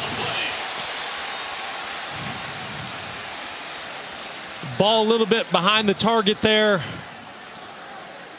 And it gets the DB to run through the receiver. Defense number 29. 15-yard penalty. Automatic first down. Brock, you brought this up earlier, though. NIU down both starting corners. You said attack those guys. That time they did go after Knighton. Yeah, it's good to see them really testing these young corners. But that's a ball where Will Levis needs to pull his receiver, needs to pull Dane Key to the middle of the field. I don't know if I totally agree with that call. I know Knighton's on his back, but that's really caused by the ball. You can kind of see that arm hooked around him. Might be a good call by the officials there, but that's a ball that Levis needs to pull Key to the middle of the field on that in-breaking in-cut. NIU, the preseason favorite in the Mid-American Conference. They won the league last year after going winless in 2020.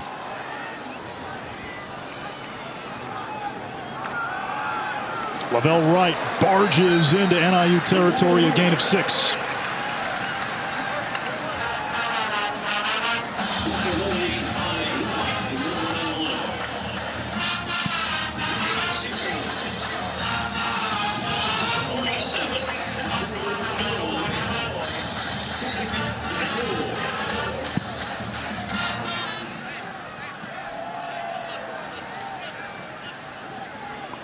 Wouldn't be surprised if we see Kentucky take a shot here on second down right at midfield.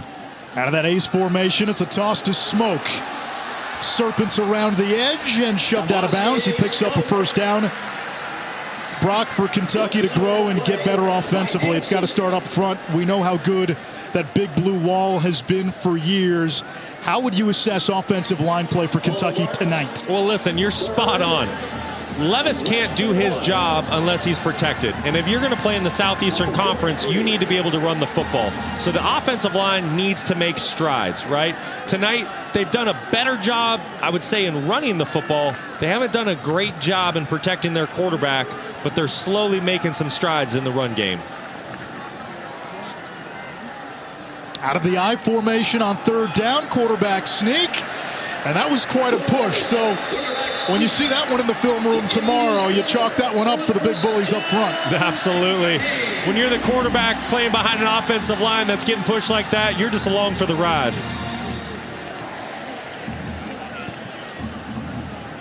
Gain of 5 yards. First and 10. UK. Everything about Will Levis speaks in the imperative. 6'3", 232 pounds. Second-year grad transfer out of Penn State.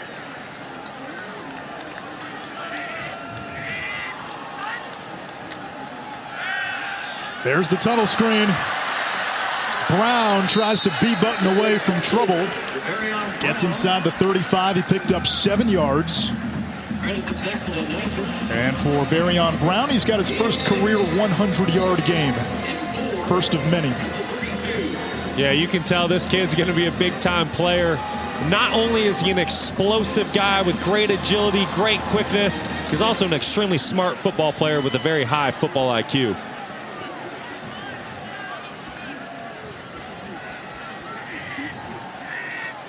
Robinson, the slot man. Cavassier smoke, no gain. It's 3rd down and 4.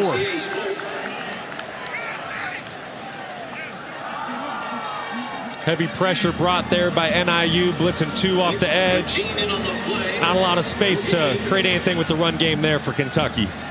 Jaton McClain coming back from that ankle injury, in at running back. 2 tight ends in the game for Kentucky.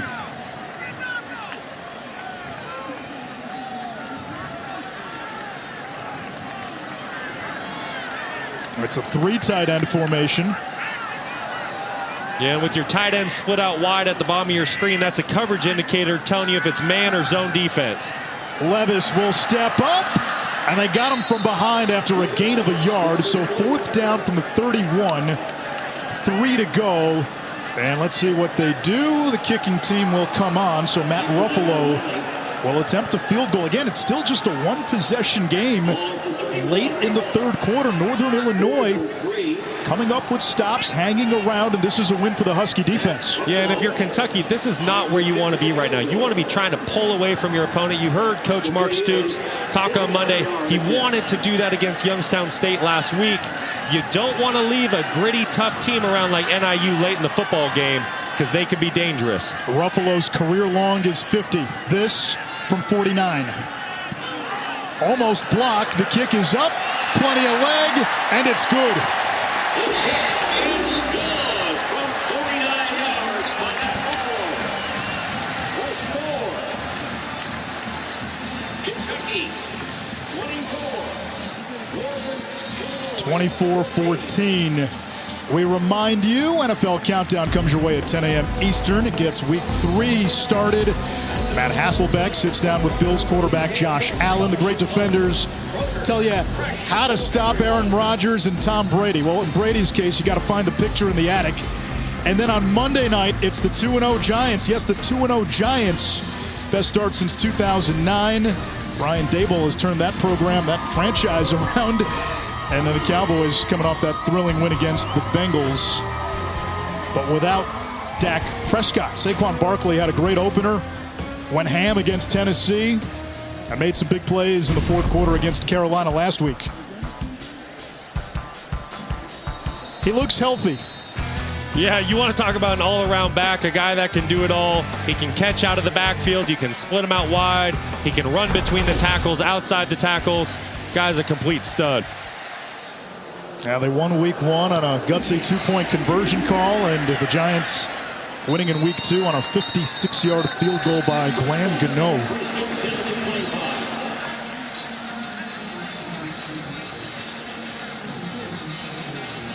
.304 to go, 3rd quarter. NIU still very much in this game, Brock.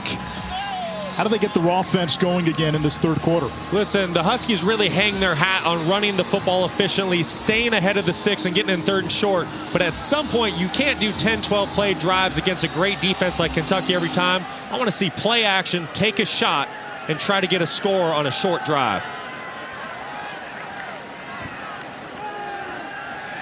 There's the play action, and Tavis dropped it. Now that was Sorahan, excuse me. That would have been a big gain. You had the tight end on that drag. Listen, Kentucky knows you want to run the football, so they're loading up the box right now.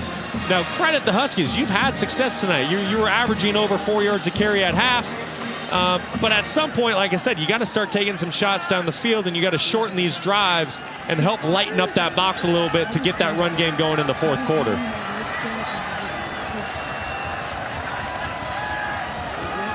Whaley, right side. There's an opening, absorbs the contact, and it sets up a 3rd and manageable. Alex? Whaley on the carry. Anish, in the first half, we saw left tackle Marquise Cox get carted off. Well, he just came out of the locker room. He's now on crutches. So this is a tough loss for this NIU offense. And then as for number 19 wide receiver, Shamar Thornton, he's been working a while with trainers. They just put a brace on his left knee. He might be out of this one as well. So you're looking right there at your number 2 receiver and your starting left tackle, one of the best O-linemen in the MAC. Justin Lynch in the game, 3rd down. He'll run it straight ahead. He's going to be short. NIU using him in the way they used his brother Jordan early in Jordan's career. That's when Lynch was backing up Chandler Harnish. 4th down. Is this a go for it? Is this we think this is the ball game? No, I wouldn't. I would punt this ball deep. Still a 2-possession game. You have an entire quarter to play. Don't give Will Levis and his offense a short field. Now they're going to go for it. At least that's what they're going to line up.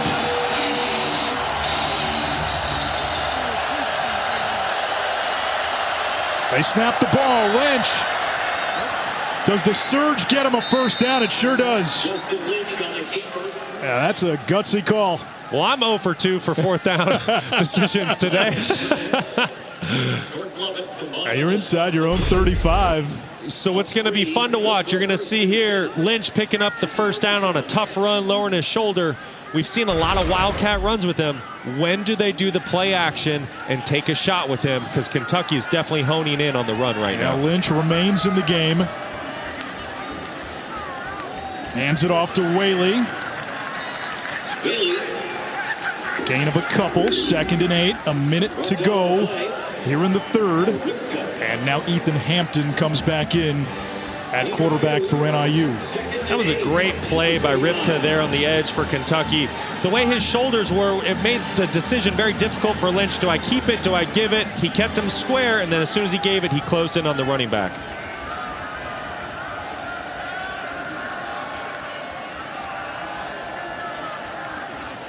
Whaley hit in the backfield and devoured for a loss. It's the cornerback, Keidron Smith. Zion Childress got there as well. Yeah, and that goes back to what I said. Kentucky's just honing in right here on the run game. That strong safety that you see splitting there and making that tackle for a loss, that is the receiver's job, to get in there and dig him out and put a hat on a hat and block him. He's not able to get the job done. That's why you have a tackle for a loss. We know Kentucky's O-line is the big blue wall. The defense in the second half has been a big blue tsunami. They have not given up a second half touchdown this season. Kentucky keeps Northern Illinois off the board in that 3rd quarter. Your father knows about saving money. Everything I'm wearing, I've had since boot camp. And I just saved on my car insurance for driving safe with USAA. Auto insurance that flexes with you. Hit the fit. That's what we're made for. We're celebrating 50 years of Popeye's Signature Chicken with a deal you'll love.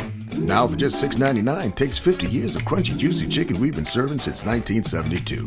Get the 5-piece while you can for just $6.99. Love that chicken from Popeyes. You're watching the SEC on ESPN.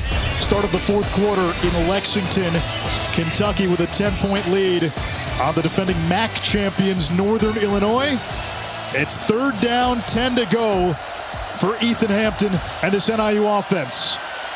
Hampton downfield, offline, and it's 4th down. We were talking in the break, Brock, and you said at some point NIU's going to have to make plays like they just efforted.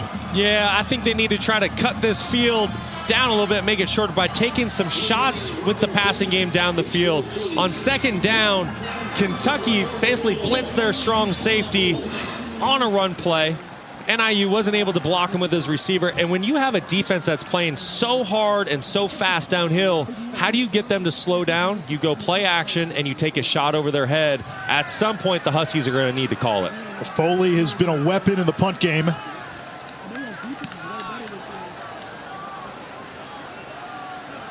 Robinson makes the catch at the 20, and he's taken down. We take a look at the Taco Bell Live Más student section. Student sections across the country are competing to be the Live Más student section of the year all season long.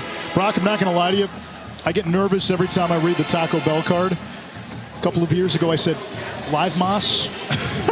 And so I see Live Live and the wires just get crossed. You just have some quick panic before you say it out loud. Live Más, the anxiety rises. That's why there was the pause. I love it.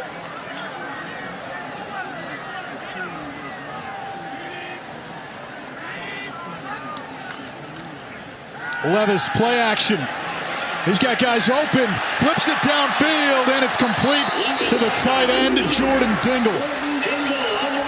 So Kentucky's doing what I wanted NIU to do, right? NIU wants to try to stop Kentucky's run game as well. That's something that they said to us yesterday when the coaching staff got to town. So Will Levis comes out, does a great job selling the run with a great play action fake. What do you get? You get a tight end wide open on the second level, easy pitch and catch. Great play call. A gain of 19 for Dingle, who was lined up at fullback.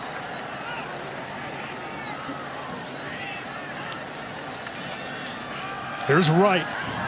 Tripped up immediately, no gain, 2nd down and 10. Jordan White made the tackle on Lavelle Wright.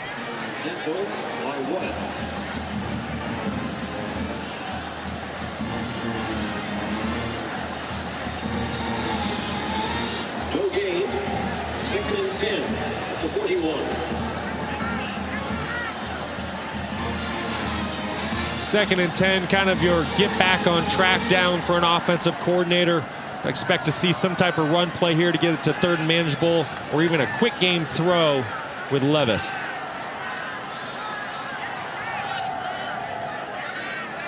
Levis changing the play at the line of scrimmage. 4-man pressure. Bates. 3rd down coming up for Kentucky. Great job by Will there. He kind of had a high-low read to the boundary.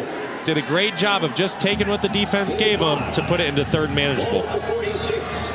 3rd and 5. Now this NIU defense has been bent a couple of times. They've given up a couple of long plays, but they've kept the Huskies in this game on the road.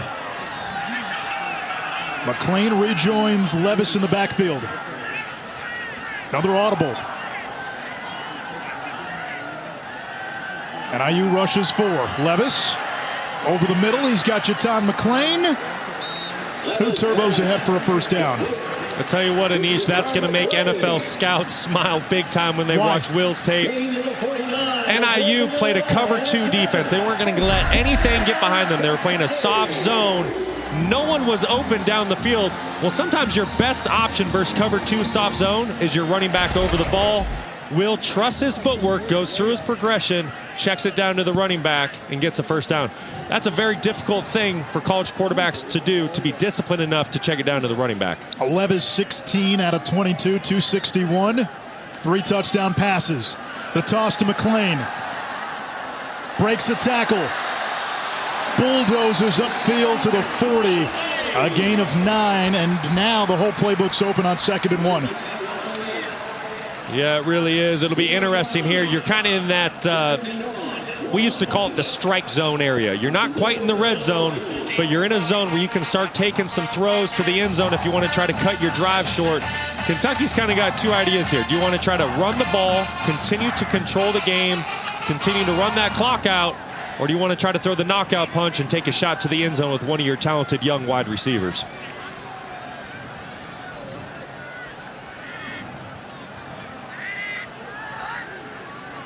Here's the blitz.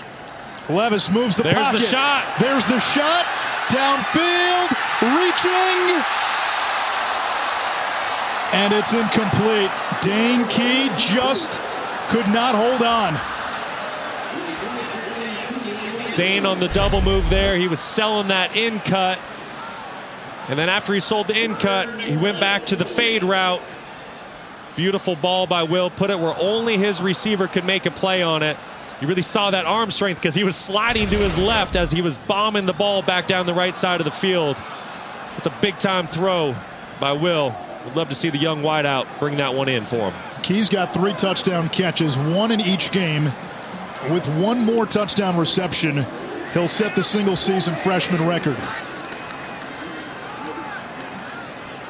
Lavelle Wright's going to be short. Didn't get anywhere, so 4th and 1.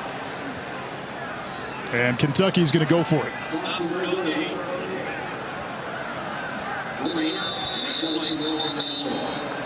Injured player. It's a Wildcat. It's Lavelle Wright. And this running back room has taken so many hits. Chris Rodriguez suspended the first 4 games. He comes back next week. They lost Ramon Jefferson to a torn ACL. McLean's missed time. And now Lavelle Wright down for Kentucky.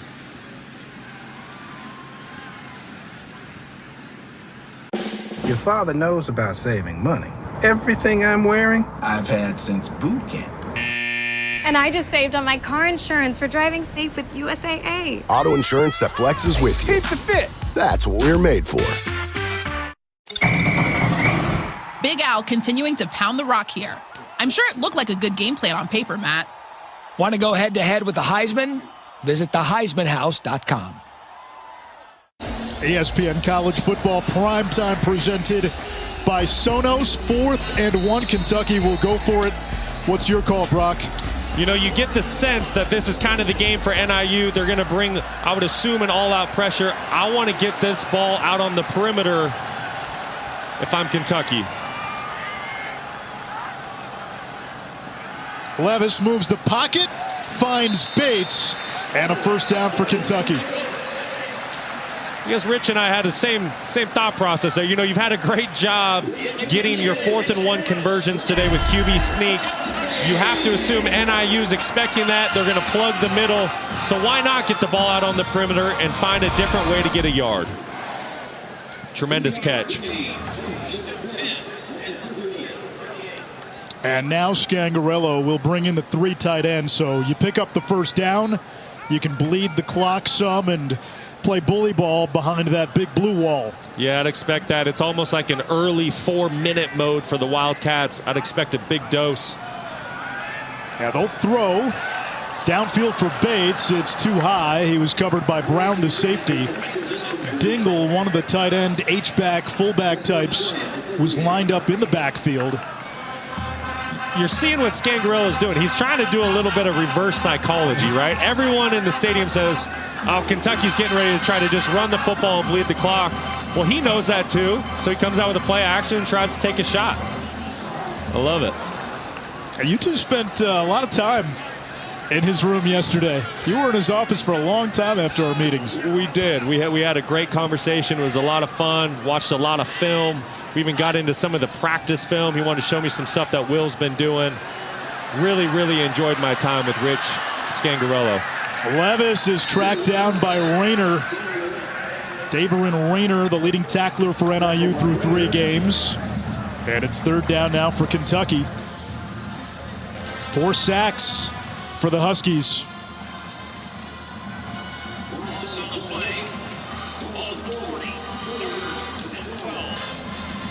Now this is a situation with, if you're the Huskies, it's bend but don't break, right? You got to keep everything in front of you. Don't give the cheap one up over the top. You got to keep everything in front of you, rally, make the tackle, and force Kentucky into a decision on 4th down what they want to do.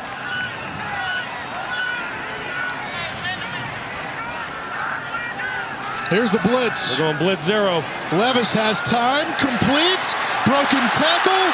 Tavion Robinson with his 2nd touchdown of the night.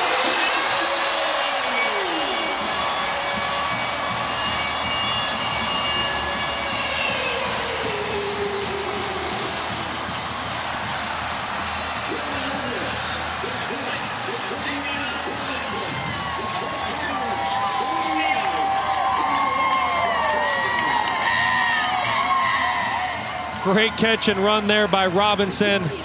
Just a little confused, 3rd and long, why NIU would bring in all-out pressure there. Blitz 0, they're bringing everyone. They're leaving all of their defensive backs on islands against this talented Kentucky offense. That's the 2nd touchdown pass today for Kentucky against Blitz 0. PAT is good. 4 touchdown passes for Will Levis. Cuckoo Kachoo, Tavion Robinson. A career night, 7 catches, 147 yards, 2 touchdown receptions.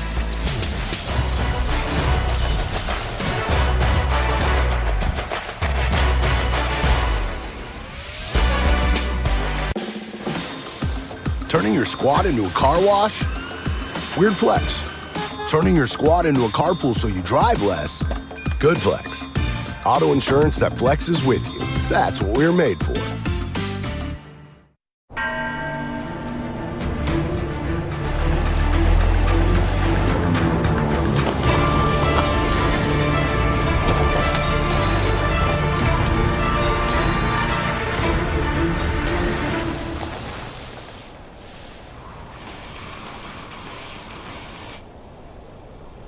I think we went too high.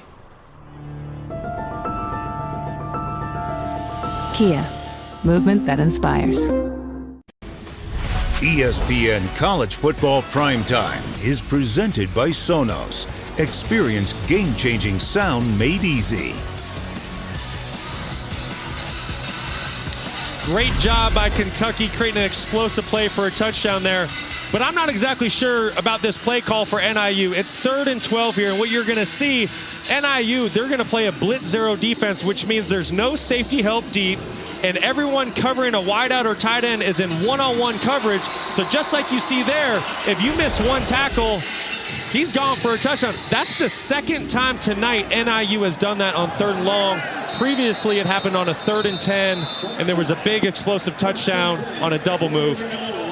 Yeah, that was the Barryon Brown 70-yard touchdown. Yeah, you know, listen, when you have a team that's as elite as Kentucky is in 3rd and long, keep them in front of you and rally to the tackle. Play a soft zone defense and force them to either kick a field goal or punt, but don't give them the easy touchdown. I go back to what offensive coordinator Rich Scangarello told us. We've got 4 NFL wide receivers: Brown, Tavion Robinson, Dane Key, and they think Chauncey Magwood is a pro as well.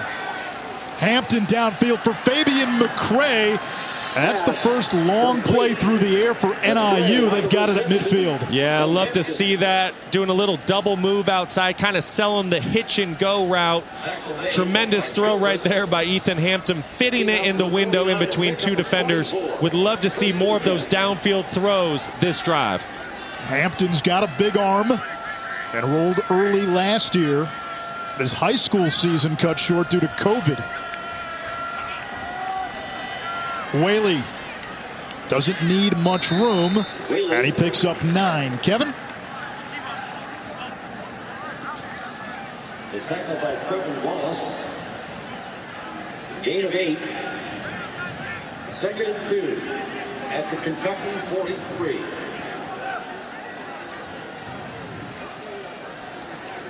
Three of the last 5 times K-State went to Norman, the Wildcats won. Hampton nearly picked off. It's caught by Tucker. Dangerous throw. He was a little late to the sideline, but he got away with it. Yeah, and Keydron Smith is not the cornerback that you want to test late. He's known to jump passes for interceptions. He had a pick 6 at Florida earlier this season. But credit the Huskies and Ethan Hampton. Great throw with his accuracy. Receiver making a play after the catch.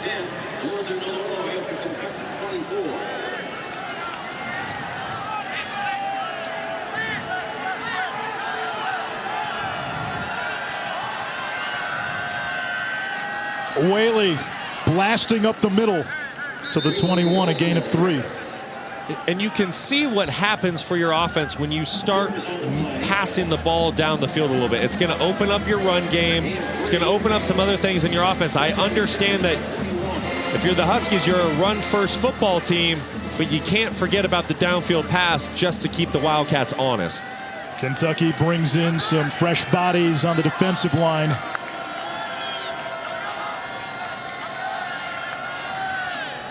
Fake to Brown. Hampton, eyes up, fake, throws to the sideline, and it's Tavis again.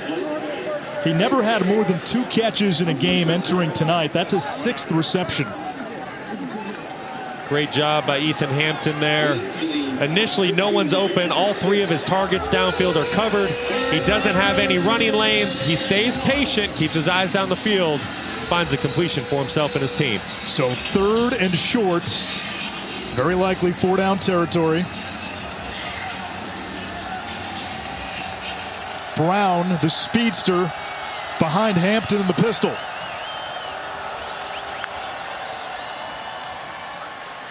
And Ontario Brown plunges ahead. There's a flag down on the far side.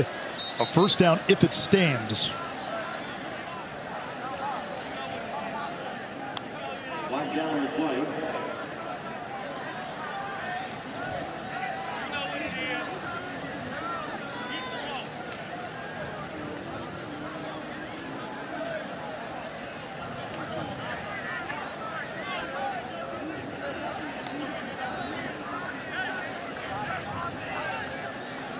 Illegal formation offense. More than 4 players in the backfield. 5-yard penalty. Replay the down. When you have as much shifting and motions pre-snap that NIU likes to do, you're almost bound to have a play like that, especially with a couple young guys having to step in tonight. Obviously, you don't want those pre-snap penalties if you're playing a superior opponent like Kentucky. With a little over 5 minutes to go in this game, if you're NIU, you still have some timeouts. It's time to start taking some shots into the end zone. It's a 3-possession game. The clock is not your friend right now. Got to take some shots. Now they've produced in the red zone this year. Hampton throws it too high in the direction of Tucker. And now it's 4th down. 4th and 6 at the 20. I think this is a really good call by Thomas Hammock. You need points. You're down. You need 3 possessions here. Take the points while you can get them. Get a little bit of momentum back for your football team right now. John Richardson, 2 for 4 this season. Made his first 2. Missed the last 2. This is from 38. 48-yard attempt. The punter Foley to hold.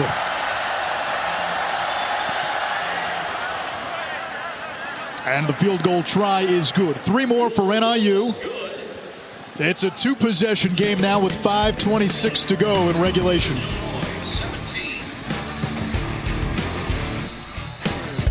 My partner got old.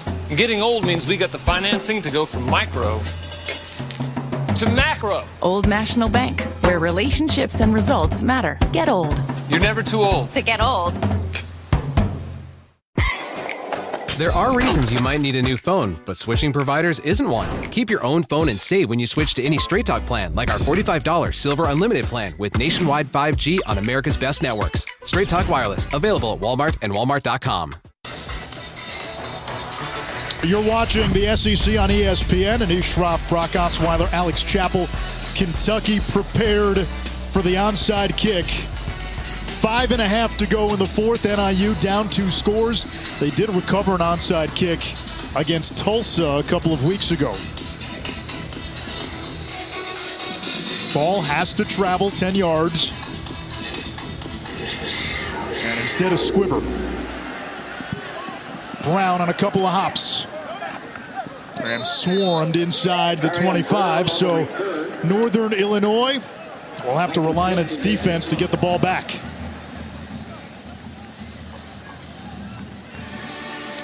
Yeah, I like the decision there by Thomas Hammock, kicking the ball deep. There's no panic, obviously, with him and his team. He obviously feels like with the timeouts that he has left and the time that's remaining on the clock, he feels like if maybe he can get a 3-and-out by his defense here, he still has plenty of time to try to go get a couple quick touchdowns. Jaton McClain is the running back. Dingle the fullback. McClain hesitated, doesn't get very far. Cade Haberman with the tackle. Tavion Robinson and Barrion Brown. The Virginia Tech transfer on the left, the freshman 4-star on the right. They've been the big go-to weapons in the receiving game tonight. Yeah, these receivers have really been electric. They got big-time explosiveness all around them. Anytime they touch the football, they can take it the distance. 4:45 to go. At what point does NIU start thinking timeouts being down 2 scores? Well, I have to be honest. I'm surprised they didn't take a timeout already. Like you said, they're down 2 scores. They need the ball back. Time is not their friend. I don't know what they're saving them for. McClain twisting off a couple of defenders. He gets 5 more. And we get a timeout with 4:23 to go. Timeout, Northern Illinois, the first of the half. Rayner is the injured Husky. Timeout NIU. Thank you.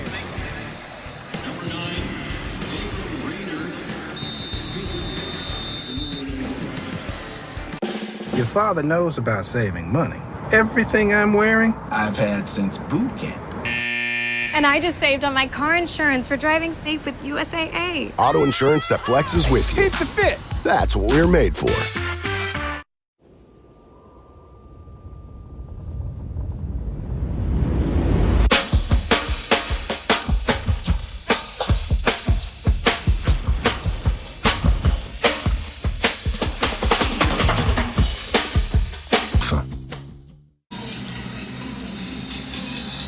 Third down and 4, 8th-ranked Kentucky nursing a 2-touchdown lead. Wildcats have the football. NIU's got 2 timeouts. Narco blaring in the background. Edwin Diaz, though, is not walking through that door.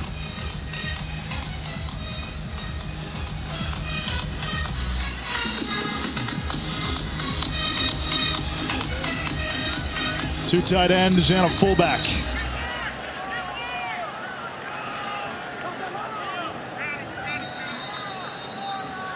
And timeout, Mark Stoops. Timeout, Kentucky, the first of the half, the 32nd timeout.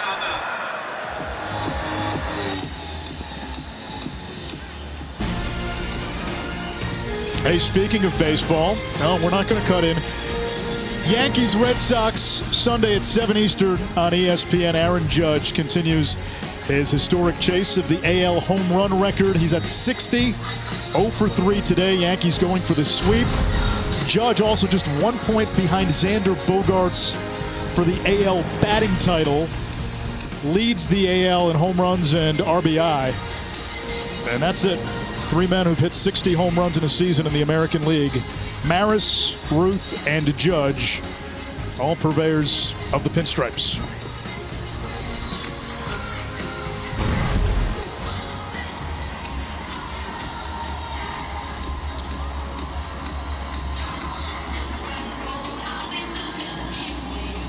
I'd expect to see either a run to get that game clock running or a guaranteed type completion pass play that you feel really comfortable in getting a completion on.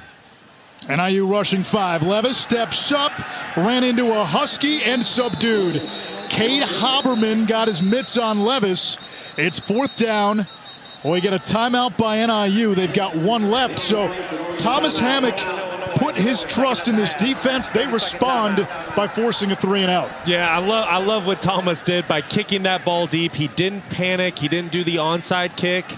After the field goal, he had trust in his defense, and now it played out for him. He got a 3-and-out. I would have liked to seen him burn that first timeout on 1st down to save a little bit more clock, but hey, he played this right, and now his team's getting the ball back. 2-possession ball game. I do want to make one more note, though, about Will Levis right there. He did a tremendous job of not forcing the ball down the field. Everyone was covered. If he throws an incomplete pass there, NIU gets to save another timeout. He tucked the ball, and he made them burn a timeout. Very heads-up play by the quarterback. He's been sacked, though, 5 times. And Kentucky staring at 7 straight SEC games following this one. At Ole Miss next weekend. Goodfellow to punt. Cole Tucker waits at the 26.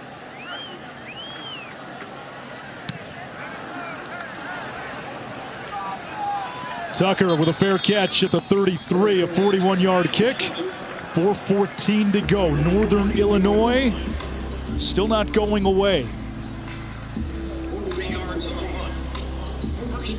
The MAC, since the start of last season, does have 5 wins against the Power 5, including Northern Illinois knocking off Georgia Tech a year ago. Ethan Hampton's second career start, the backup to the injured Rocky Lombardi. Will Levis, 4 touchdowns, a couple of long ones. And now Hampton's going to have to make some plays downfield. He absolutely will. Now, the thing that he's done so great tonight is protect the football. He hasn't thrown any interceptions. Now he needs to start taking some chances. He's got a receiver wide open. It's Rutkowitz changing direction. Stiff arm. Ball's out at the very end. But they say he was down. A gain of 63 by Casper Rutkowitz. Hampton took a huge shot as he was delivering that football. He's limping. Looks like he's headed towards the sideline right now. What a courageous throw. Standing in the pocket. He knew he had a free rusher. He kept his eyes down the field. Didn't flinch. Delivered an accurate football. What a big-time play by Ethan Hampton. So Justin Lynch comes in. It's 1st and goal. Lynch has been the running quarterback tonight. Hands it off to Whaley, bottled up. 2nd and goal. Jaquez Jones, who's been everywhere tonight with another tackle.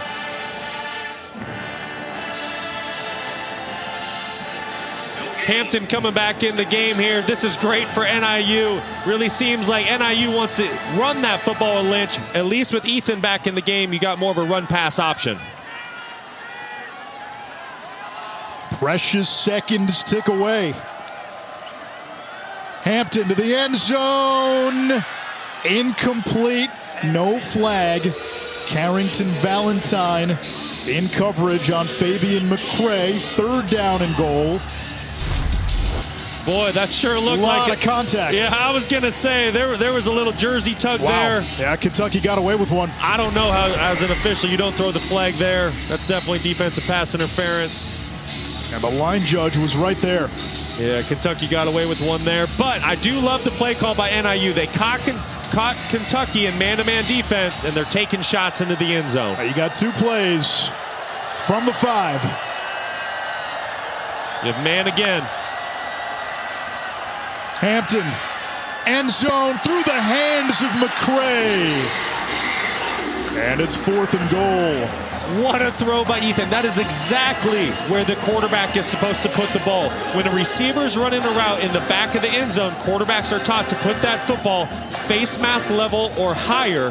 And when you're running a route on the goal line, you're taught to put it on your thigh board or lower. That was a great throw by Ethan. His receiver needs to help him out there. And remember, NIU lost Shamar Thornton to an injury, their number 2 receiver. They lost their starting left tackle, their best offensive lineman, Marcus Cox, to injury. Here comes the pressure. Whaley picks up the blitz, low throw, incomplete, and a flag at the very end. Zion Childress in coverage on Tucker.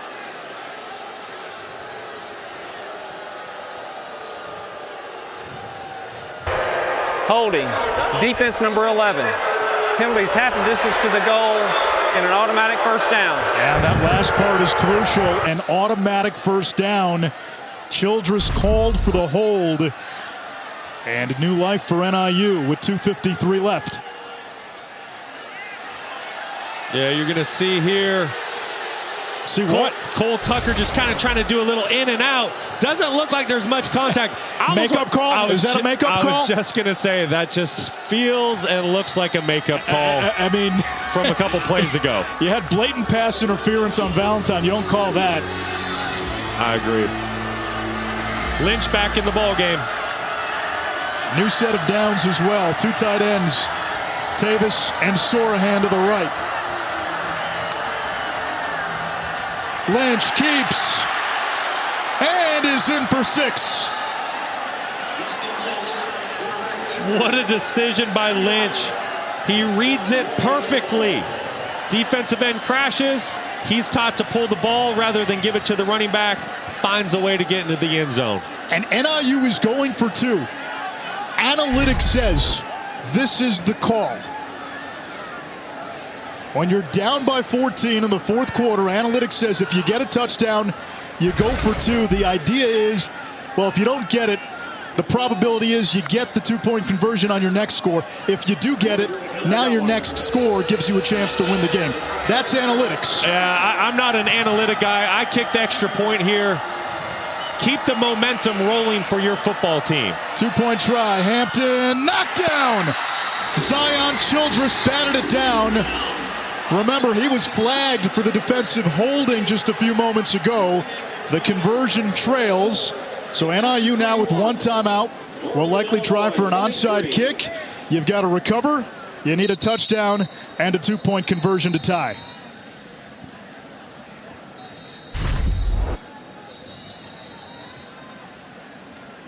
Great decision here by Justin Lynch. Doing a little zone read play. He senses that the defensive end is crashing hard on the running back and is going to make a tackle for a loss in the backfield. So he does the best thing. He pulls that ball back, scampers into the end zone. Here's a shot at that 2-point try. That thing had no chance from the get-go. I understand analytics have become a big part of football these days, but at some point, just kick the extra point. Keep the momentum going for your team. You already have a difficult enough challenge of trying to get an onside kick here, trying to find another touchdown. You don't want to be faced with a 2-point conversion if all of that comes to fruition. Yeah, the idea there is if you don't get it, you still leave yourself the chance to get it on the second attempt. And probability, again, when you get into the weeds of the numbers, and sometimes those numbers are divorced from the actual moment and what's going on in the game, the feel for it. But it tells you that, hey, you're about 50% to get a 2-point conversion. So if you miss the first one, you can get the second one. And now NIU burns its final timeout. Northern Illinois, their third and final of the second half, 30-second timeout. I don't hate it because I get where Thomas Hammock is coming from. You're on the road against a top 10 opponent.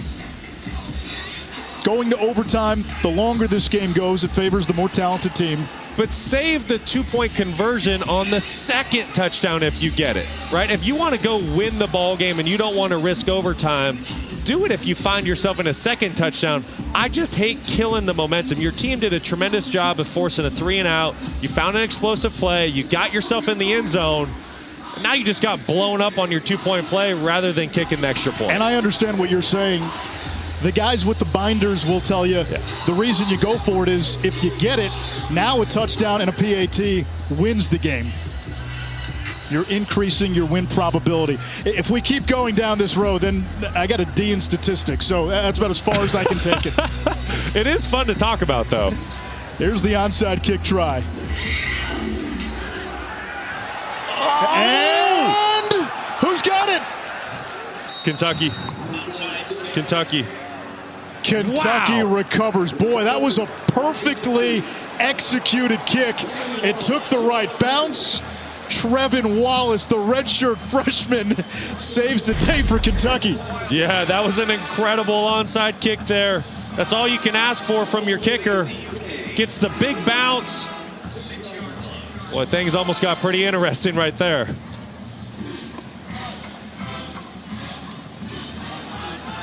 That was a perfect kick.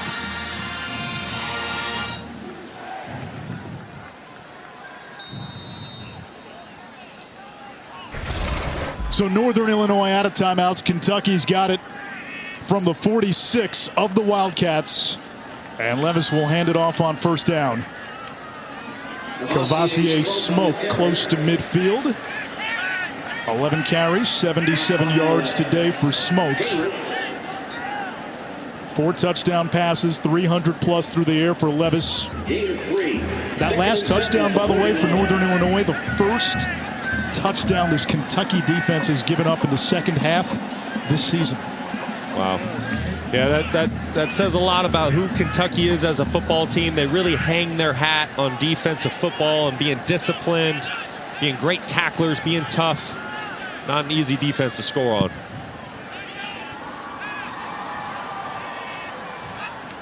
Levis bleeding the play clock. Smoke picks up a first down. That's the game. Brock, if you're Kentucky, They've got 7 straight SEC games to follow. Now, they don't play Georgia until November 19th. If they beat Ole Miss next week on the road in Oxford, it likely vaults them in the top 5, or at least very close to the top 5. Every game that follows is a winnable game before you get to Georgia. I agree, and they've really put themselves in great position to have another tremendous season here in Lexington. Next week on the road, Ole Miss, that's going to be a tremendous test. Mississippi State's been playing some good football. They're kind of hot and cold. Tennessee's playing well, and obviously we know who the Georgia Bulldogs are. A lot of tough games down the road, but yes, you are correct. They have certainly put themselves in position to control their own destiny. And you look at their remaining schedule and their chances to win according to FPI.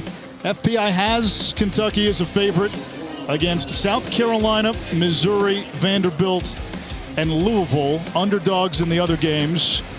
The folks who hate analytics are about done with us. Forget these numbers, throw it away, let's play the game. The reality is for Kentucky, they get a huge boost to the backfield next week. Chris Rodriguez back from a 4-game suspension. He's an anvil that moves. A heavy-hitting running back. That will add some juice to the Kentucky ground game. They still have to get better up front. And for Northern Illinois, I know they came up short.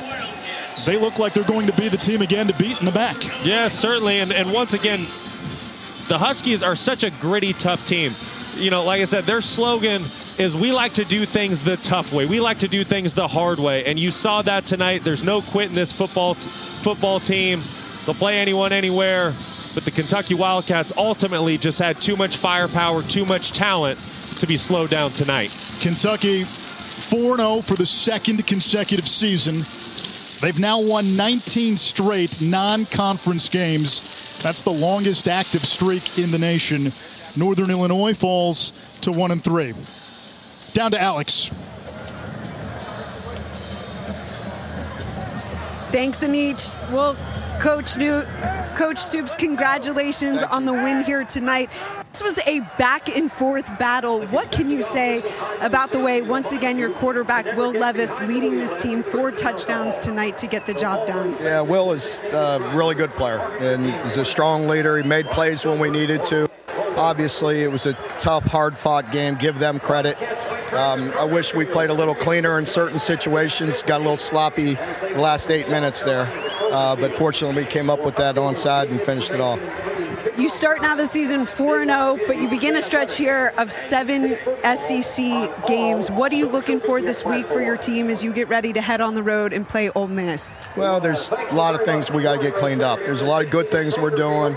We got to continue to build on that, and then there's a lot of areas where we need to improve in a hurry. So we know we got a real big challenge here coming up this week, but we'll be excited and looking forward to the opportunity. Coach Stoops, thanks for your time. Okay, thank you.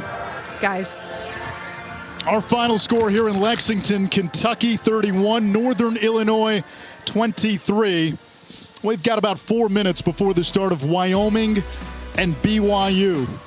So analytics tells me that's about a 3.5-minute fill for Kevin Connors and company in the studio. For Brock Osweiler and Alex Chappell and our entire ESPN crew, I'm Anish Shroff. Time to get you back to Bristol. Kevin Connors and Sam Acho standing by. ESPN thanks you for watching this presentation of the Southeastern Conference.